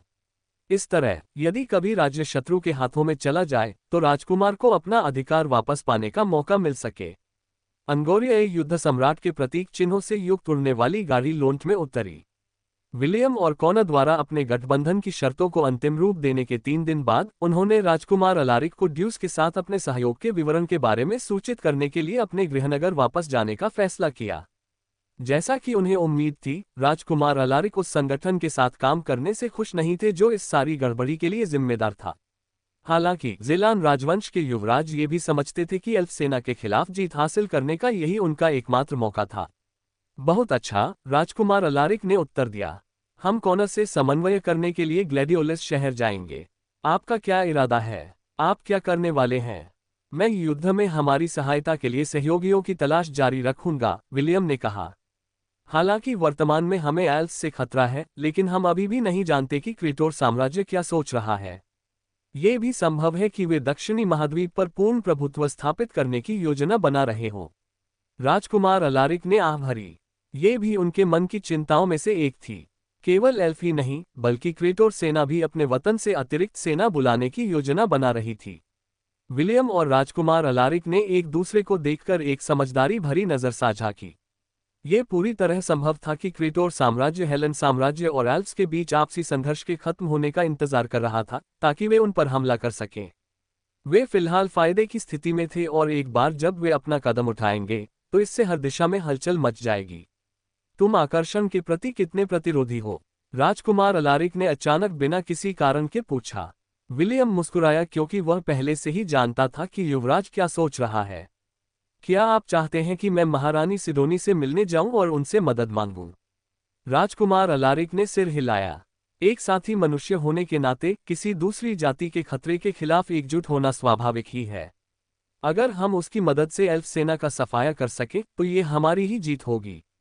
युवराज अभी और कुछ कहने ही वाले थे कि अचानक उन्हें याद आया कि विलियम एक आम इंसान नहीं था और उसे एक अलग जाति का सदस्य माना जाता था। चचेरे भाई, अगर मैंने आपको ठेस पहुंचाए हो तो मैं क्षमा चाहता हूं। राजकुमार अलारिक ने जल्दी से क्षमा मांगी क्योंकि वह भूल गया था कि विलियम आधा एल्फ था और मानव जाति का हिस्सा नहीं था। मेरा इरादा आपको उस जाति में शामिल करने का नहीं था जिसे मैं मिटाना चाहता हूं। विलियम ने लापरवाही से हाथ हिलाया क्योंकि वह समझ गया था कि राजकुमार अलारिक क्या कहना चाह रहा है। माफी मांगने की कोई जरूरत नहीं है, विलियम ने जवाब दिया। आपके प्रस्ताव के बारे में मुझे लगता है कि महारानी सिडोनी से मिलना भी एक अच्छा विचार है। इस तरह हमें पता चल जाएगा कि वह हमारे प्रति शत्रुतापूर्ण रवैया रखती हैं या नहीं। राजकुमार अलारिक ने सिर हिलाया। ये जानना बेहतर था कि उनके दुश्मन कौन हैं। हालांकि दोनों किशोर नहीं चाहते थे कि क्रेटोर साम्राज्य उनका दुश्मन बने, फिर भी उन्हें इस संभावना के लिए भी तैयार रहना होगा। क्या मुझे अपनी टीम के लिए यह बलिदान देना चाहिए और महारानी को अपने बच्चे सौंप देने चाहिए? विलियम ने गंभीरता से सोचा। अगर मैं उनकी मदद कर सकूं तो मैं ये बलिदान देने को तैयार हूं। अगर राजकुमार लियोनेल और राजकुमार जेसन विलियम के विचारों को सुन पाते तो वे दोनों मिलकर उस लाल बालों वाले लड़के की जमकर पिटाई करते और उसके अवशेष मछलियों को खिला देते।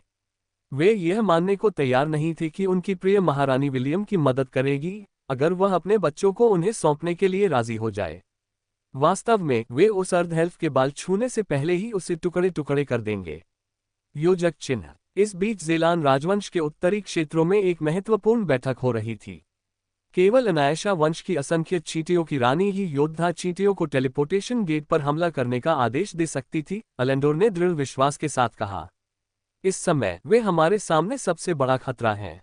इस मिशन पर अलेंडोर के साथ आए विभिन्न कुलों के बुजुर्गों ने सहमति में सिर हिलाया। सिल्वर मून महाद्वीप में ड्यूस के नेता एलेसियो भी बैठक में मौजूद थे और चुपचाप बातचीत सुन रहे थे।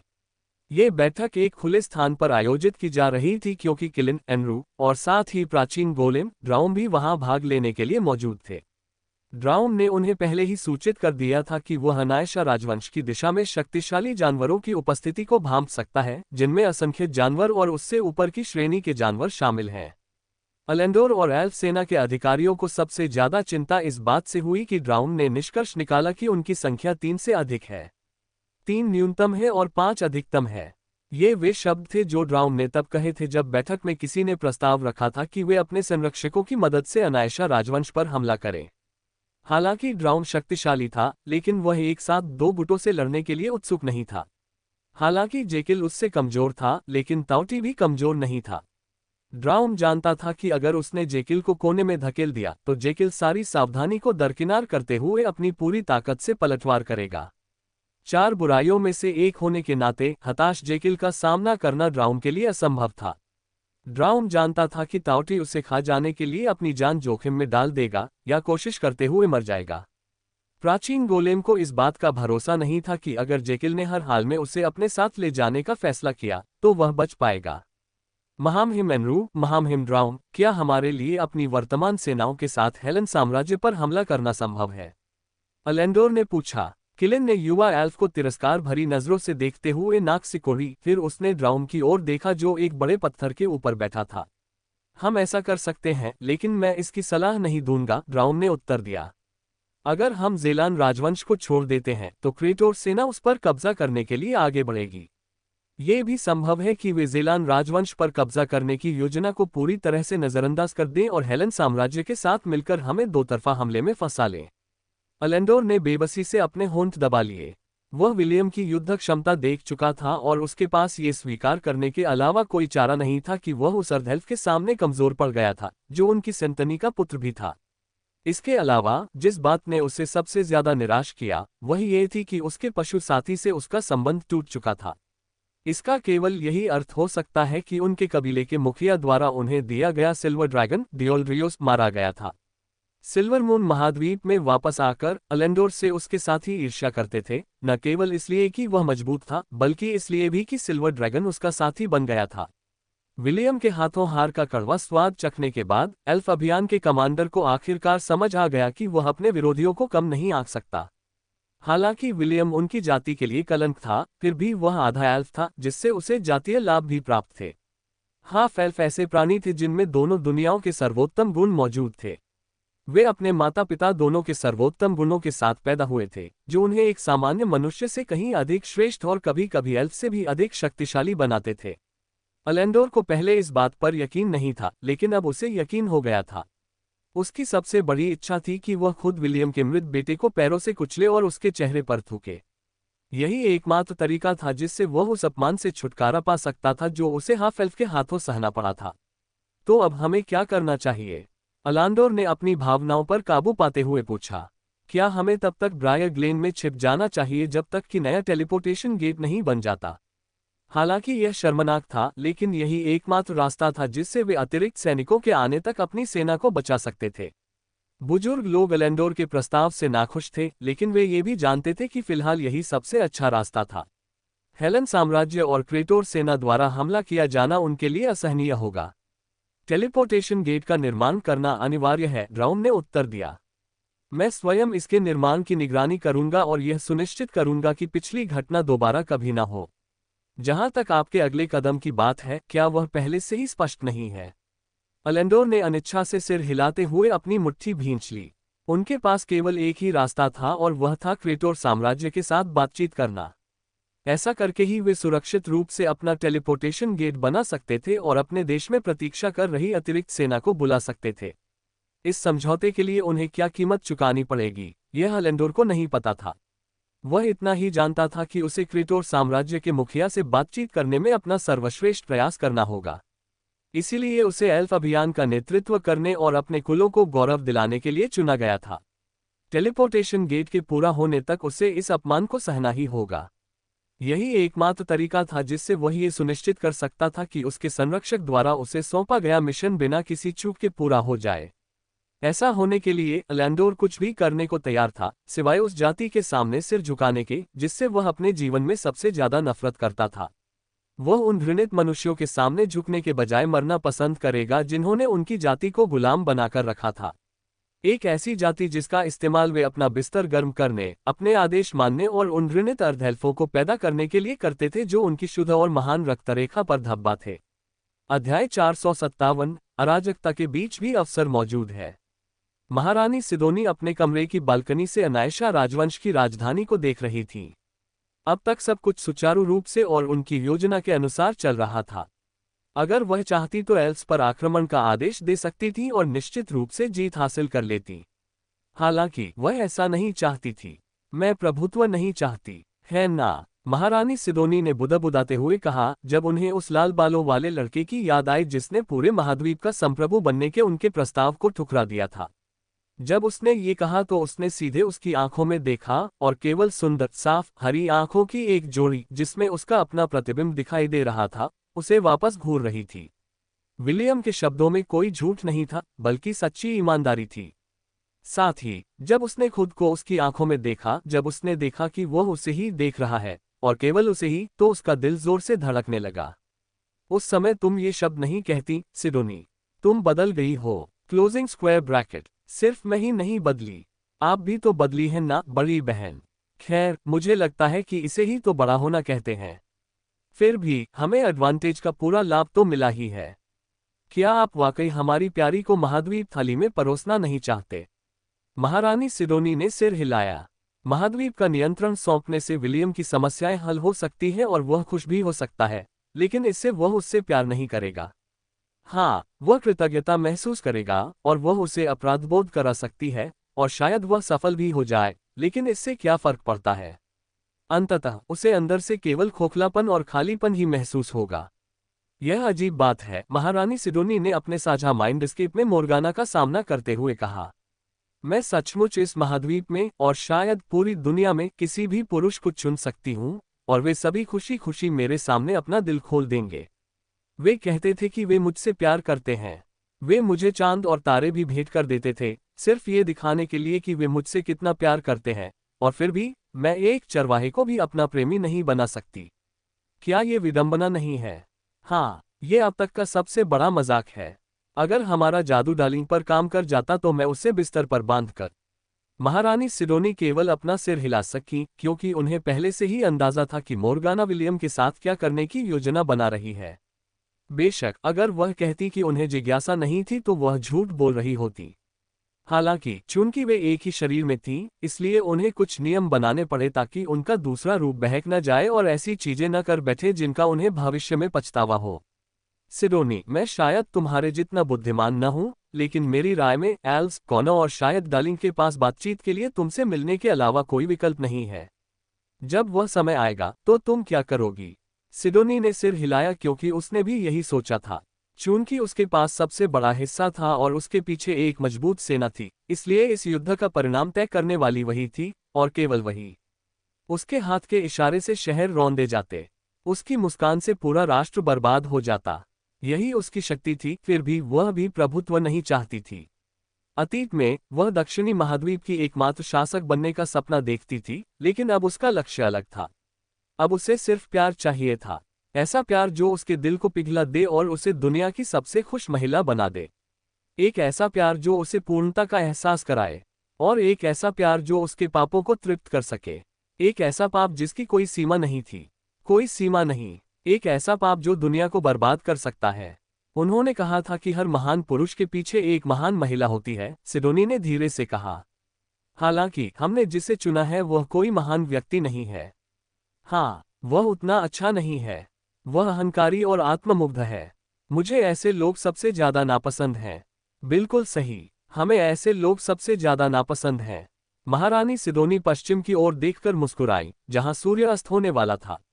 हालांकि आकाश में छाए काले बादलों के कारण वह लगभग भूल ही गई थी कि सूर्यास्त कितना सुंदर होता है। महाद्वीप की सबसे खूबसूरत महिला ने आह भरी। उसकी योजना कठिन थी और परिणाम अनिश्चित थे। हालांकि उसे एक बात का पूरा यकीन था। महारानी सिडोनी ने कहा, प्रेम और युद्ध में सब जायज है। अराजकता के बीच भी अवसर मौजूद होते हैं। सिडोनी, तुम जो भी रास्ता चुनो, मैं हमेशा तुम्हारे साथ रहूंगी। धन्यवाद बड़ी बहन। रात हुई और अनगिनत तारे आकाश में टिमटिमा उठे। हेस्टिया के 2 चंद्रमाओं ने दुनिया पर अपना प्रकाश डाला, फिर भी दक्षिणी महाद्वीप में उनकी सुंदरता दिखाई नहीं दे रही थी। एक एक करके जादुई क्रिस्टलों से संचालित रोशनी ने शहर को रोशन कर दिया। वे रात में छोटी मोमबत्तियों की तरह थीं, ऐसी मोमबत्तियां जिनकी रोशनी जब तक वह चाहे गायब हो जाती थी। 2 उड़ने वाली गाड़ियां आकाश में उड़ रही थीं। उन्हें शताब्दी श्रेणी के 2 हरे ड्रैगन खींच रहे थे। इन दोनों ड्रैगनों के आगे किलिन एनरू था। वे अभी अभी ब्रायर ग्लेन की राजधानी से निकले थे और अब अनायशा राजवंश की ओर बढ़ रहे थे। अलेंडोर और एलेसियो अपने साथ अपने 6 भरोसेमंद अधीनस्थों को अनायशा राजवंश की राजधानी वेरिटास की इस यात्रा पर ले गए। वे एल्फ जाति के दूत थे जो महारानी सिडोनी के साथ समझौता करने के लिए बातचीत करेंगे। केवल कुछ ही लोगों को पता था कि एलेसियो उनके महाद्वीप में स्थित संगठन ड्यूस का नेता था, और उन व्यक्तियों में अलेंडोर का कुलपति भी शामिल था। अलेंडोर ने इस अभियान में एलेसियो को अपना सलाहकार बनाया था, इसलिए एलेसियो को भी एल्विन सेना में प्रमुखता प्राप्त थी। एलेसियो के इस मिशन में अलेंडोर के साथ जाने का कारण उसका समकक्ष बर्थोल्ड था, जो क्रेटोर साम्राज्य में एक प्रभावशाली व्यक्ति था। उसे डर था कि अगर वह इस मिशन में अलेंडोर के साथ नहीं गया तो बर्थोल्ड अपनी चाल चलेगा और एल्व्स को नुकसान पहुंचाएगा। साथ ही युवा महारानी द्वारा अलेंडोर पर अपना जादू चलाने का भी खतरा था। वे पहले से ही कई ऐसी कलाकृतियां ला चुके थे जो उन्हें मोहित होने से बचाती थीं। कुछ कल्पित बौने भी थे जिनके पास यह अनूठी शक्ति थी, इसलिए उन्होंने इससे निपटने के तरीके विकसित कर लिए थे। एनरो उनके साथ इसलिए आया था ताकि क्रेटोर साम्राज्य कोई गड़बड़ न करे। हालांकि किलिन प्राचीन गोलेम से कमजोर था, लेकिन इसका मतलब यह नहीं था कि वह अपने आप में शक्तिशाली नहीं था। इसके अलावा एनेरू के पास एक अनोखी क्षमता थी जिससे वह अंतिम उपाय के रूप में उन सभी को पल भर में दूर भेज सकता था। असंख्य राक्षसों को इतनी आसानी से मोहित नहीं किया जा सकता था। चींटी रानी केवल महाद्वीपीय जादू के दुष्प्रभावों के कारण सिडोनी के वश में आई थी जो उस भूमि पर उतरा था। अगर ऐसा न होता तो महारानी सिडोनी इसे इतनी आसानी से मोहित नहीं कर पाती जितनी आसानी से उन्होंने किया। याद रखना, उसके सामने घमंड मत करना, एलेसियो ने सलाह दी। समझौते की कोशिश तो हम कर रहे हैं, इसलिए बेहतर होगा कि तुम अपने गुस्से पर काबू रखो, लॉर्ड एलेंडोर। आपके स्मरण के लिए धन्यवाद, श्री एलेसियो, एलेंडोर ने उत्तर दिया। मैं अपनी भूमिका बखूबी निभाऊंगा। भले ही किसी मनुष्य के सामने सिर झुकाना मुझे असहज लगता है, फिर भी मैं व्यापक हित के लिए ऐसा करूंगा। अच्छा, एलेसियो ने सिर हिलाया। बशर्ते तुम समझ जाओ। दोनों उड़ने वाली गाड़ियां तेजी से यात्रा कर रही थीं, लेकिन फिर भी उन्हें अपने गंतव्य तक पहुंचने में 1 सप्ताह का समय लगेगा। योजक चिन्ह। इस बीच लोन से कुछ मील दूर एक 4 पूंछ वाली लोमड़ी जमीन पर उतरी। उसकी पीठ पर एक नाजुक दिखने वाला लड़का सवार था जो रात में अकेले यात्रा करने के लिए अनुपयुक्त लग रहा था। लूना, चलो आज रात यहीं आराम करते हैं, केनेथ ने अपने वफादार साथी से उतरते हुए कहा। सुबह होते ही मैं अकेले लोन चला जाऊंगा। काली लोमड़ी ने अपने साथी को प्यार से सहलाया। मैं समझती हूँ। मैं सुबह तक तुम्हारे साथ रहूंगी ताकि तुम ठीक से आराम कर सको। हम कई दिनों से यात्रा कर रहे हैं और मुझे पता है कि तुम बहुत थके हुए हो। धन्यवाद, स्वागत है। केनेथ ने लूना के चेहरे के किनारे को छुआ, तभी उसके मन में विलियम की छवि उभर आई, जो एला के साथ भी ऐसा ही कर रहा था। विल, तुम्हें देखे हुए बहुत समय हो गया, केनेथ ने धीरे से कहा। मैं प्रार्थना करता हूं कि तुम ठीक होगे। अध्याय 458। अगर हालात बदतर हो जाते हैं तो मैं उसे अपने बच्चे दे दूंगा। हम ऐसा नहीं कर सकते। विलियम ने दृढ़ता से सिर हिलाया। क्यों नहीं? कासोगोनगा ने अपना छोटा सा पैर जमीन पर पटका। यह एकदम सही योजना है। विलियम के बगल में बैठी खूबसूरत एल्फ ने कासोगोनगा की योजना से सहमति जताते हुए सिर हिलाया। मुझे भी लगता है कि यह एक अच्छी योजना है, सेलिन ने मुस्कुराते हुए कहा। जब तक कासोगोनगा असंख्य चींटियों की रानी को पकड़ लेता है, तब तक वह युवा महारानी समझौता करने को तैयार हो जाएगी। नहीं स्वामी, विलियम ने एक बार फिर सिर हिलाया। अगर हम ऐसा करते हैं तो हम उसके साथ समझौता करने का कोई भी मौका खो देंगे। साथ ही इससे हम उस संगठन से अलग नहीं हो जाएंगे जिसने बिग ब्रदर मैथ्यू और ईव का अपहरण करने की कोशिश की थी ताकि उनका इस्तेमाल सौदेबाजी के लिए किया जा सके। मैं इस योजना को मंजूर नहीं करता।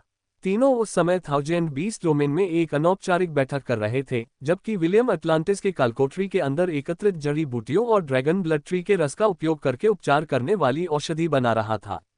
प्राप्त अनुभव अंक 500। जब विलियम मिश्रण को कई बोतलों में बांटने में व्यस्त था, तभी कासोगोनगा ने एक बार फिर कुछ प्रस्ताव रखा। तो चलो उनसे गठबंधन कर लेते हैं और मिलकर एल्स को कुचल देते हैं, कासोगोनगा ने प्रस्ताव रखा। यह एक अच्छा विकल्प है ना? विलियम ने सिर हिलाया। इसीलिए उसने महारानी सिडोनी से बात करने के लिए अनायशा राजवंश की यात्रा करने का फैसला किया था। अभी वे थोड़ी देर आराम करने के लिए जमीन पर उतरे थे। दोपहर का भोजन करने के बाद विलियम ने देव और लायनहॉट को आगे की यात्रा शुरू करने से पहले 3 घंटे आराम करने का आदेश दिया। लंबी यात्राएं करना आसान नहीं था, यहां तक कि आकाश में उड़ते समय भी। जब देव और उसका साथी जानवर लायनहॉट आराम कर रहे थे, विलियम औषधियां बनाने के लिए 1020 डोमेन लौट गया। ऐश, वैंडी, इसहाक और कॉनरेड कालकोटरी को साफ करने में जुट गए, जबकि सेलिन ने यह देखने का फैसला किया कि विलियम रसायन विद्या में कितना कुशल है। कासोगोनगा ने ड्रैगन ब्लड ट्री के पास उन दोनों को देखा, इसलिए उसने समय बिताने के लिए उनसे थोड़ी देर बातचीत करने का फैसला किया।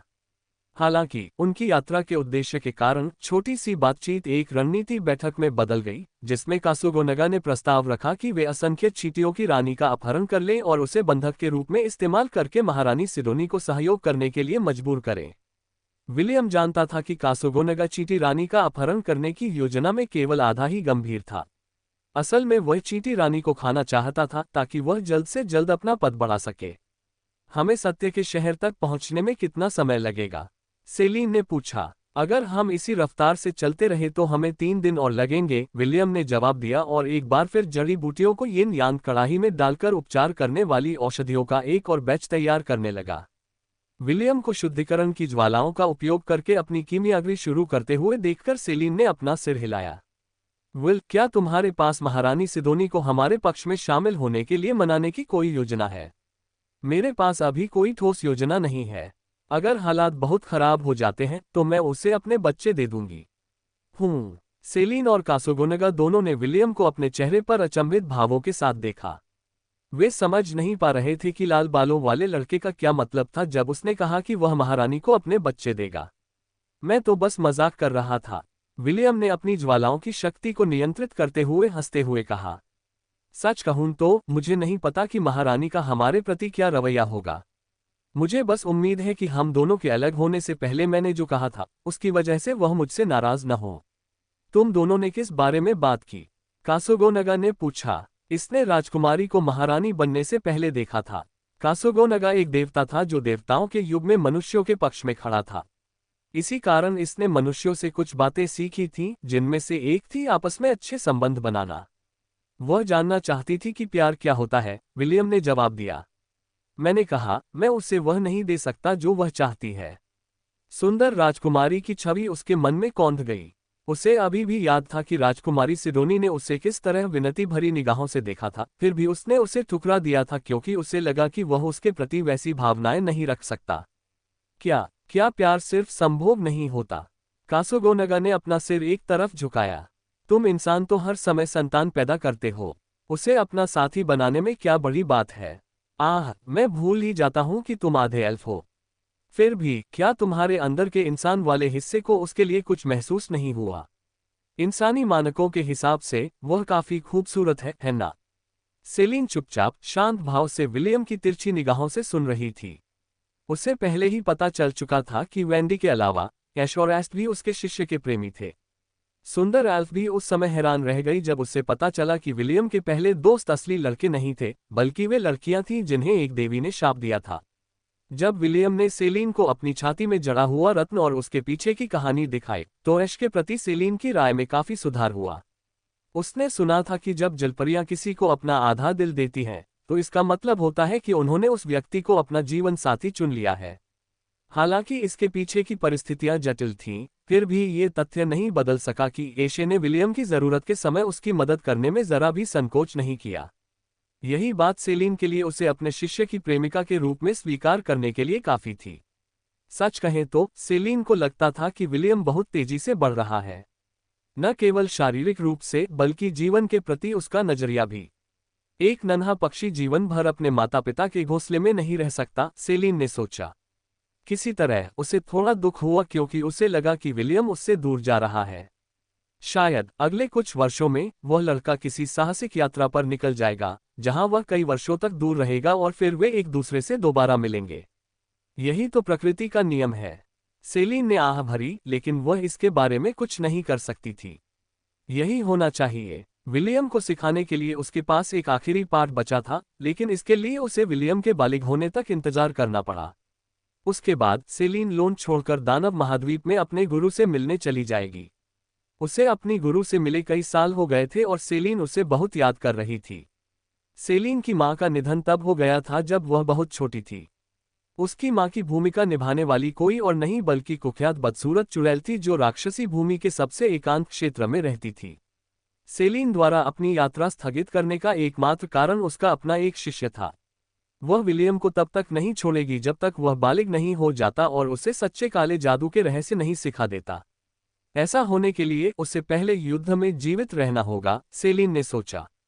विलियम और कॉनर ने एल्फ सेना के खिलाफ लड़ने के लिए एक अस्थायी गठबंधन किया था। कॉनर युद्ध की तैयारी में राज्य की रक्षा को मजबूत करने के लिए जिम्मेदार था, जबकि विलियम एल्फ आक्रमण का मुकाबला करने में मदद के लिए अन्य संभावित सहयोगियों की तलाश करेगा। लाल बालों वाले लड़के ने कॉनर को ओनायशा राजवंश की यात्रा करने के अपने मिशन के बारे में पहले ही सूचित कर दिया था और कॉनर ने उसे केवल एक मुस्कान दी, मानो उसे पहले से ही उम्मीद थी कि विलियम ऐसा करेगा।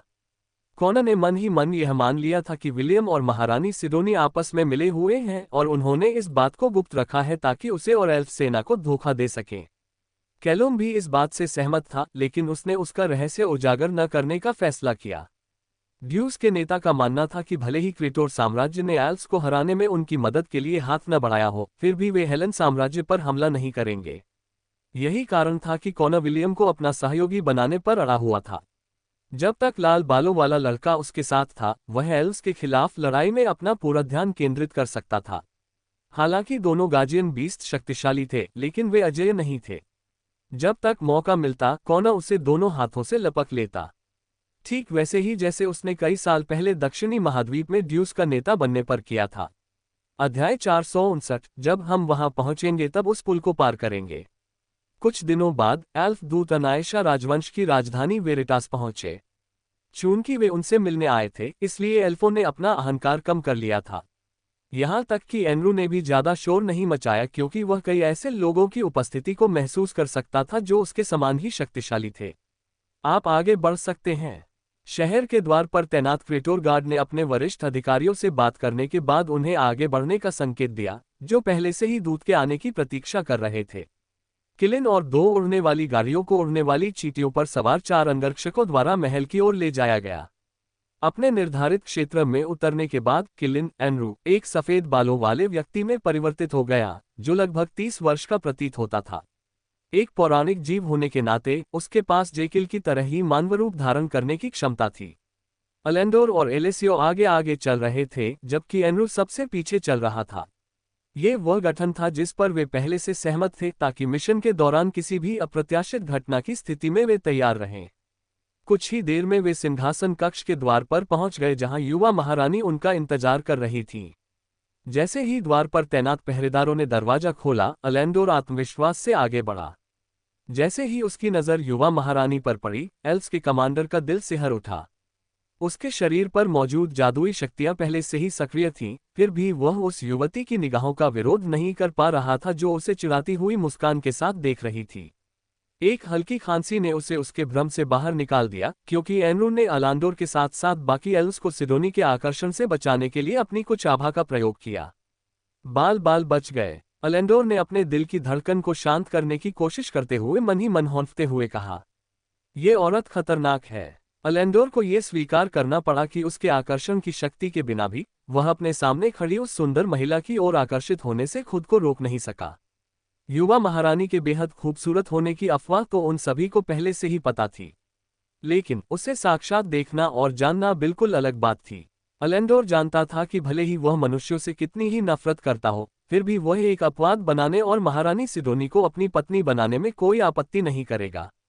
दूर दूर से आए यात्रियों को नमस्कार, महारानी सिडोनी ने मुस्कुराते हुए कहा। उनकी कोमल और मधुर आवाज ने एक बार फिर अलांडोर के दिल को कंपकपा दिया। एल्फ सेनापति के चेहरे पर अभी भी शांति का भाव था, लेकिन भीतर ही भीतर उसकी भावनाएं उथल पुथल थीं। यद्यपि हम यहां तक पहुंचने के लिए कई मील का सफर तय कर चुके हैं, लेकिन आपकी एक मुस्कान ने ही इस यात्रा को सार्थक बना दिया, महाराज, अलेंडोर ने संक्षिप्त रूप से झुकते हुए उत्तर दिया। महारानी सिडोनी की मुस्कान और चौड़ी हो गई जब उन्होंने अलेंडोर को हल्के से सिर हिलाकर सहमति दी। फिर वह अपने सिंहासन पर झुक गईं और एल्व्स के आने का कारण बताने का इंतजार करने लगीं। ओह माय गॉड, एल्व्स वाकई अपनी खूबसूरती की प्रतिष्ठा पर खरे उतरते हैं। ये नमूना भी बुरा नहीं है। हालांकि डार्लिंग के मुकाबले थोड़ा कम आकर्षक है, लेकिन एक अच्छा पालतू जानवर बनेगा जिस पर मैं अपना पैर रख सकूंगी। क्या आपने कुछ दिन पहले प्रिंस लियोनेल के बारे में भी यही बात नहीं कही थी? सिडोनी, मनुष्यों के 2 पैर होते हैं। 2 फुटस्टूल होना बिल्कुल स्वीकार्य है। एक बाएं पैर के लिए, दूसरा दाएं पैर के लिए। तो फिर मेरे चचेरे भाई राजकुमार जेसन के बारे में क्या ख्याल है? महारानी सिडोनी ने पूछा। वो, खैर, मुझे लगता है कि वो हमारे लिए बैठने के लिए एक अच्छी कुर्सी बन सकता है। जिस तरह से वो तुम्हें घूर रहा है, मुझे यकीन है कि उसकी सहनशक्ति खत्म होने वाली है। अफसोस की बात है कि जिस पर हम सबसे पहले अपना हक जताने की योजना बना रहे हैं, वो कोई और नहीं बल्कि डाली है। Closing square bracket. महारानी सिडोनी और मोर्गाना ने एल्फ दूत को बड़ी उत्सुकता से देखा। वे पहले से ही जानती थीं कि सफेद बालों वाला वह सुंदर व्यक्ति सिल्वरमून महाद्वीप का किलिन था। उसके अलावा किशोर लड़के लड़कियों के समूह में एक वयस्क भी था, जो सिडोनी को अलग अलग भावों से देख रहे थे। महाराज, मैं दक्षिणी महाद्वीप में आए एल्फ अभियान का सेनापति हूँ। हमारी यात्रा का उद्देश्य आपसे गठबंधन करना है, अलेंडोर ने मधुर स्वर में कहा। हम दोनों को आपस में लड़ने की जरूरत नहीं है, हम दक्षिणी महाद्वीप को 2 हिस्सों में बांट सकते हैं और एक दूसरे के अच्छे पड़ोसी बन सकते हैं। अच्छे पड़ोसी, महारानी सिडोनी ने भौहें चढ़ाते हुए कहा। मुझे अच्छे पड़ोसी पसंद हैं, लेकिन जब पूरा महाद्वीप मेरी संपत्ति हो सकता है तो मैं पड़ोसियों से संतुष्ट क्यों रहूं? युवा महारानी के हाव भाव को परखते हुए एलेंडोर मुस्कुराया। उसे बातचीत के दौरान काम आने वाले संकेतों को पहचानने का प्रशिक्षण दिया गया था। अब तक उसने महारानी सिडोनी के हाव भाव या उनके द्वारा कहे गए शब्दों में कोई अवसर नहीं देखा था। एक झंडे के नीचे इस भूमि को एकजुट करना अच्छी बात है, लेकिन क्या क्रेटोर साम्राज्य सचमुच ऐसा कर सकता है? अलेंडोर ने सवाल किया। महाद्वीपीय मंत्र का प्रभाव समाप्त होते ही वह अवरोध जो अन्य सेनाओं को यहां आगे बढ़ने से रोक रहा था, ध्वस्त हो जाएगा। तब तक मध्य महाद्वीप से कई शक्तिशाली गुट यहां पहुंचकर इन भूमियों पर अपना दावा ठोक देंगे। अलेंडोर ने सिंहासन कक्ष के अंदर मौजूद क्रेटोर साम्राज्य के अधिकारियों पर नजर डालते हुए कुछ देर के लिए विराम लिया। क्रेटोर साम्राज्य अकेले उनके आक्रमण को नहीं रोक पाएगा, लेकिन अगर हम सहयोगी बन जाते हैं तो हम अपने क्षेत्रों की रक्षा के लिए मिलकर काम कर सकते हैं, अलेंडोर ने कहा। अगर हम मिलकर काम करें तो ये भूमि हमारी ही होगी। महाराज, इस बारे में आपका क्या विचार है? महारानी सिडोनी ने सहमति में सिर हिलाया। एल्फ प्रतिनिधिमंडल के आने से एक दिन पहले उन्होंने महल में एक उच्च स्तरीय बैठक की थी और क्रेटोर साम्राज्य की भविष्य की योजनाओं पर चर्चा की थी। राजकुमार जेसन, बर्थोल्ड और क्रेटोर साम्राज्य के अन्य उच्च पदस्थ अधिकारियों ने महारानी सिडोनी से दक्षिणी महाद्वीप की सभी भूमि पर विजय प्राप्त करने का आग्रह किया था। नोट: अगर आप में से कुछ लोग भूल गए हों तो बता दें कि बर्थोल्ड उस संगठन का नेता है जो क्रेटोर साम्राज्य में तैनात है। युवा महारानी ने उनका प्रस्ताव सुना, लेकिन अंत में उन्होंने अपना सिर नकार दिया। कारण ये कि महाद्वीपीय जादू का प्रभाव समाप्त होने के बाद वे इन जमीनों को अपने पास नहीं रख पाएंगे। जैसा कि एलेंडोर ने कहा था, मध्य महाद्वीप की अन्य शक्तियों के लिए चुप रहना असंभव होगा। वे निश्चित रूप से क्रेटोर साम्राज्य से संबंधित कुछ भूमि पर कब्जा करने की कोशिश करेंगे। सबसे बुरी स्थिति ये थी कि ये गुट आपस में मिलकर एक गठबंधन बना लें। हालांकि क्रेटोर साम्राज्य शक्तिशाली था, लेकिन वह मध्य महाद्वीप के शक्तिशाली गुटों में से केवल एक था। उनके भी ऐसे दुश्मन थे जो उनके लिए मुश्किलें खड़ी करने को तैयार थे। अगर इन दुश्मनों को पता चल जाता कि पूरा महाद्वीप क्रेटोर साम्राज्य की संपत्ति बन चुका है, तो उन्हें उन गुटों के एकजुट विरोध का सामना करना पड़ता जो उन्हें अपने लिए एक कांटा मानते थे। महारानी सिडोनी की चेतावनी के कारण राजकुमार जेसन, बर्थोल्ड और साथ ही क्रेटोर सेना के अधिकारियों को एहसास हुआ कि उन्होंने महाद्वीपीय मंत्र का प्रभाव समाप्त होने के बाद होने वाले परिणामों के बारे में नहीं सोचा था। ये सच है कि उन्होंने पूरे दक्षिणी महाद्वीप को अपने झंडे तले एकजुट कर लिया होगा, लेकिन इसके बाद उन्हें जो परिणाम भुगतने पड़ेंगे, उन्हें वे एक क्षणिक हवा की तरह नजरअंदाज नहीं कर पाएंगे। महारानी सिडोनी ने अपने होठों को ढांक लिया और एक मधुर हंसी हंसी, जिसे सुनकर संवेदनशील श्रवण शक्ति वाले एल्फ लगभग उनके सामने नतमस्तक हो गए। यदि एनरू द्वारा निरंतर उत्सर्जित सुरक्षात्मक आभा उनकी रक्षा न कर रही होती तो एल्फ प्रतिनिधिमंडल युवा महारानी के आकर्षण में पहले ही लीन हो चुका होता। महाद्वीपीय मंत्र का प्रभाव समाप्त होने के बाद क्या होगा, इससे मुझे और क्रेटोर साम्राज्य को कोई लेना देना नहीं है, महारानी सिडोनी ने उत्तर दिया। जब समय आएगा तब हम इस बारे में सोचेंगे। कमांडर एलेंडोर, बताएं, क्या आपको विश्वास है कि आप उस दिन तक जीवित रहेंगे? महारानी सिडोनी का बयान एक गिलोटिन ब्लेड की तरह था जो एल्फ प्रतिनिधिमंडल के सिर पर लटक रहा था। ये सच था कि महाद्वीपीय जादू का प्रभाव समाप्त होने के बाद मध्य महाद्वीप की अन्य शक्तियां भी अपनी गतिविधियां शुरू कर देंगी। हालांकि ऐसा होने में अभी कुछ वर्ष शेष थे। वर्तमान समय में महारानी सिडोनी सभी क्षेत्रों पर विजय प्राप्त कर उन्हें एक ध्वज के नीचे एकजुट कर सकती थी, क्योंकि उनमें ऐसा करने की शक्ति थी। एलेंडोर समझ गई थी कि ऐसा होने के लिए क्रेटोर साम्राज्य को पहले उनसे निपटना होगा। और सच कहूं तो उसे इस बात का भरोसा नहीं था कि उनकी सेना उसकी सेना की मार झेल पाएगी। विलियम के हाथों वे पहले ही हजारों कल्पित बौनों को खोज चुके थे और उनके टेलीपोर्टेशन गेट पर हुए अचानक हमले में और भी कई लोग मारे गए। अगर टेलीपोर्टेशन गेट की रक्षा कर रहे महामेज ने समय रहते प्रतिक्रिया न दी होती और मदद न बुलाई होती, तो एनरू और ड्राउम आकर युद्ध का रुख उनके पक्ष में न मोड़ पाते। एलेंडोर ने सुंदर महारानी की आंखों में सीधे देखा, जो उसे तिरस्कार भरी नजरों से देख रही थी। वह जानता था कि अगर वह उसे अपना सहयोगी बनने के लिए राजी नहीं कर सका तो दक्षिणी भूमि पर विजय प्राप्त करने की उनकी इच्छा समाप्त हो जाएगी। अध्याय 460, गठबंधन के बदले में आप मुझे क्या पेशकश कर सकते हैं? महामहिम, हमें एक दूसरे के प्रति शत्रुता रखने की कोई आवश्यकता नहीं है। एलेसियो आगे बढ़ा। जैसा कि हमारे कमांडर ने कहा है, हम यहाँ गठबंधन करने आए हैं। स्वाभाविक रूप से हम कुछ शर्तों पर सहमत होने और इसे साकार करने के लिए उचित मुआवजा देने को तैयार हैं। एलेसियो ने बर्थोल्ड को तिरछी नजर से देखा और फिर अपना ध्यान वापस उस युवा महारानी पर केंद्रित कर लिया जिसने पूरी बातचीत को अपने नियंत्रण में ले रखा था। उसे इस बात पर बहुत गुस्सा आ रहा था कि उसे मनुष्यों के सामने विनम्रता का प्रदर्शन करना पड़ रहा था, लेकिन अपनी जाति के अस्तित्व को बचाने के लिए ऐसा करना जरूरी था। महाराज, क्या आप कुछ चाहते हैं? एलेसियो ने पूछा। दुनिया में सबसे ज्यादा आप क्या चाहते हैं? शायद हम उसे हासिल करने में आपकी मदद कर सकें। क्या आपको पूरा भरोसा है कि आप मुझे वह दे सकती हैं जो मैं चाहती हूँ? महारानी सिदोनी ने उत्तर दिया। उनका मन कर रहा था कि वे उन्हें वह बात बता दे जो मोर्गाना ने उनके मन में फुसफुसाकर कही थी, और वही ये थी कि एक लाल बालों वाले चरवाहे को उनके पास लाया जाए, पूरी तरह से बंधा हुआ और कोड़े मारने के लिए तैयार।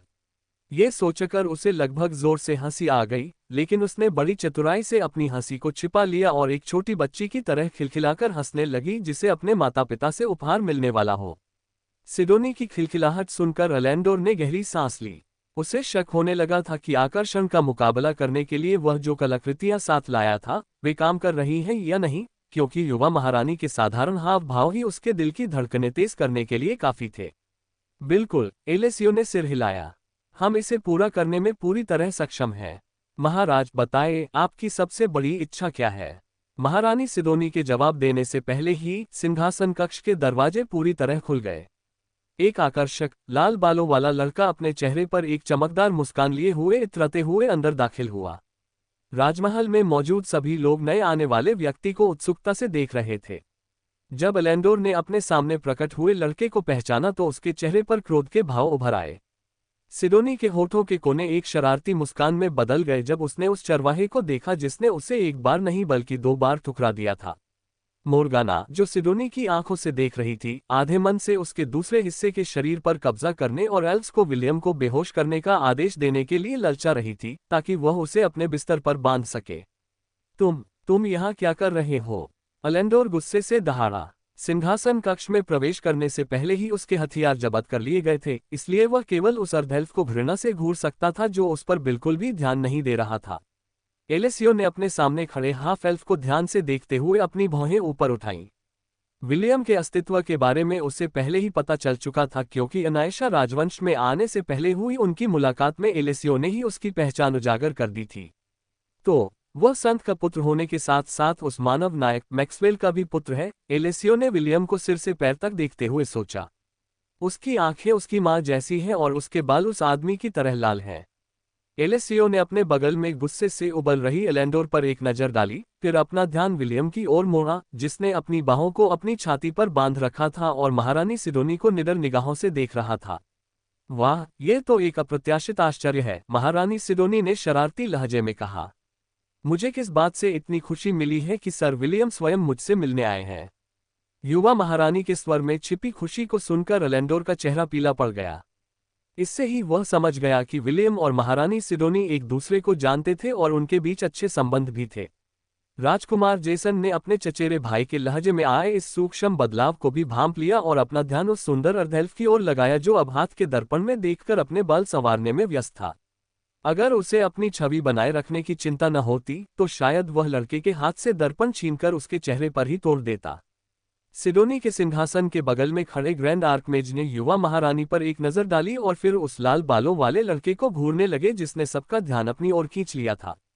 उनकी जिज्ञासा तुरंत बढ़ गई क्योंकि वह महारानी सिडोनी पर तब से ध्यान दे रहे थे जब से वह फ्रीसिया राज्य में आई थी।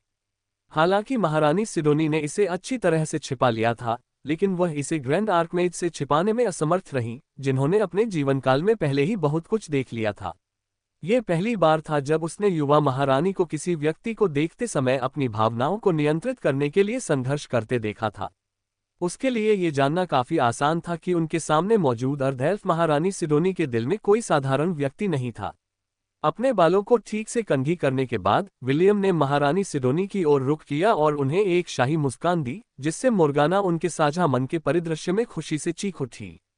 महामहिम, मैं आपसे गठबंधन की मांग करने आया हूँ, विलियम ने एक मधुर स्वर में कहा, जिससे सिंहासन कक्ष में मौजूद हर कोई उसे थूक से डुबो देना चाहता था। दिलचस्प, महारानी सिडोनी ने जवाब दिया। एल्फ प्रतिनिधिमंडल ने भी यही बात कही है। वे तो मुझे मेरी मनचाही चीज देने की पेशकश भी कर रहे हैं। आपका क्या कहना है, श्री विलियम? गठबंधन के बदले आप मुझे क्या पेशकश कर सकते हैं? अलेंडोर ने उपहास किया, क्योंकि उसे पूरा विश्वास था कि वह घृणित आधा नस्ल महारानी की शर्त को पूरा नहीं कर पाएगा। विलियम थोड़ा हैरान सा लग रहा था जब उसने उन एल्व्स की तरफ देखा जो उसे घूर रहे थे। क्या इन लंबे कान वाले कमीनों ने तुम्हें तुम्हारी मनचाही चीज देने का वादा किया? विलियम ने अचंभित होकर पूछा। क्या वे ऐसा कर भी सकते हैं? मुझे नहीं लगता। तुम भी लंबे कानों वाले कमीने हो, महारानी सिडोनी ने मन ही मन विलियम को कोसते हुए कहा। तुम भी लंबे कानों वाले कमीने हो, लेकिन फिर भी मैं तुमसे प्यार करती हूँ, डार्लिंग। एल्व्स ने विलियम को तिरस्कार भरी निगाहों से देखा। वे विलियम के चेहरे से उस घमंडी मुस्कान को मिटाने के लिए उस पर हमला करने ही वाले थे। तुम्हारा क्या मतलब है कि हम महारानी सिडोनी की मांगें पूरी नहीं कर सकते? अलेंडोर ने चुनौती देते हुए कहा। तुम तो बस एक घिनौने आधे नस्ल के हो, जिसकी एकमात्र अच्छी बात यह है कि तुम हमारी संत के पुत्र के रूप में पैदा हुए हो। हाफ एल्फ के प्रति अपनी नफरत के कारण अलेंडोर अपनी पहचान उजागर करने से खुद को रोक नहीं पाया। महारानी सिडोनी, मोरगाना, ग्रैंड आर्कमेज, राजकुमार जेसन, साथ ही क्रेटोर साम्राज्य के कई अधिकारियों ने अब विलियम को एक अलग नजर से देखा। उन्होंने विश्व वृक्ष की रक्षा करने वाली एल्फ संत के बारे में सुना था, लेकिन उनमें से किसी को भी यह नहीं पता था कि उनका एक बेटा है, और वह भी आधा एल्फ। विलियम ने कंधे उचका दिए, मानो अलेंडोर के खुलासे से उसे कोई फर्क नहीं पड़ता था। उसे इस बात से कोई आपत्ति नहीं थी कि दूसरों को उसकी मां के बारे में पता चले। वह यहाँ महारानी सिडोनी के साथ बातचीत करने आया था, न कि सार्वजनिक रूप से अपनी विरासत पर चर्चा करने के लिए। महारानी सिडोनी, मैं आपको वह सब कुछ देने को तैयार हूं जो आप चाहती हैं, बशर्ते आप हेलेन साम्राज्य के साथ गठबंधन कर लें, विलियम ने दृढ़ निश्चय के साथ कहा। मैं आपको देने को तैयार हूं, मेरे बच्चे। पूरा सिंहासन कक्ष अचानक शोरगुल में बदलने से पहले अजीब तरह से शांत हो गया। राजकुमार लियोनेल और राजकुमार जेसन ने खून से लाल आंखों से विलियम को घूरते हुए अपने हथियार निकाल लिए थे। अलेंडोर, एलिसियो और यहाँ तक कि एनेरू भी इस बात को समझ नहीं पा रहे थे कि विलियम इतनी सुंदर महारानी के सामने इतनी अश्लील बात क्यों कहेगा, जो पूरे दक्षिणी महाद्वीप का भाग्य तय कर सकती थी। अगर यह मौत को दावत देना नहीं था, तो विलियम निश्चित रूप से उन नौजवानों और महिलाओं से एक तरफा मार खाने को आमंत्रित कर रहा था जो महारानी सिडोनी को दिल से पूछते थे। आगे की कहानी सुनाने के लिए VM स्टोरी वर्ल्ड को सब्सक्राइब करो।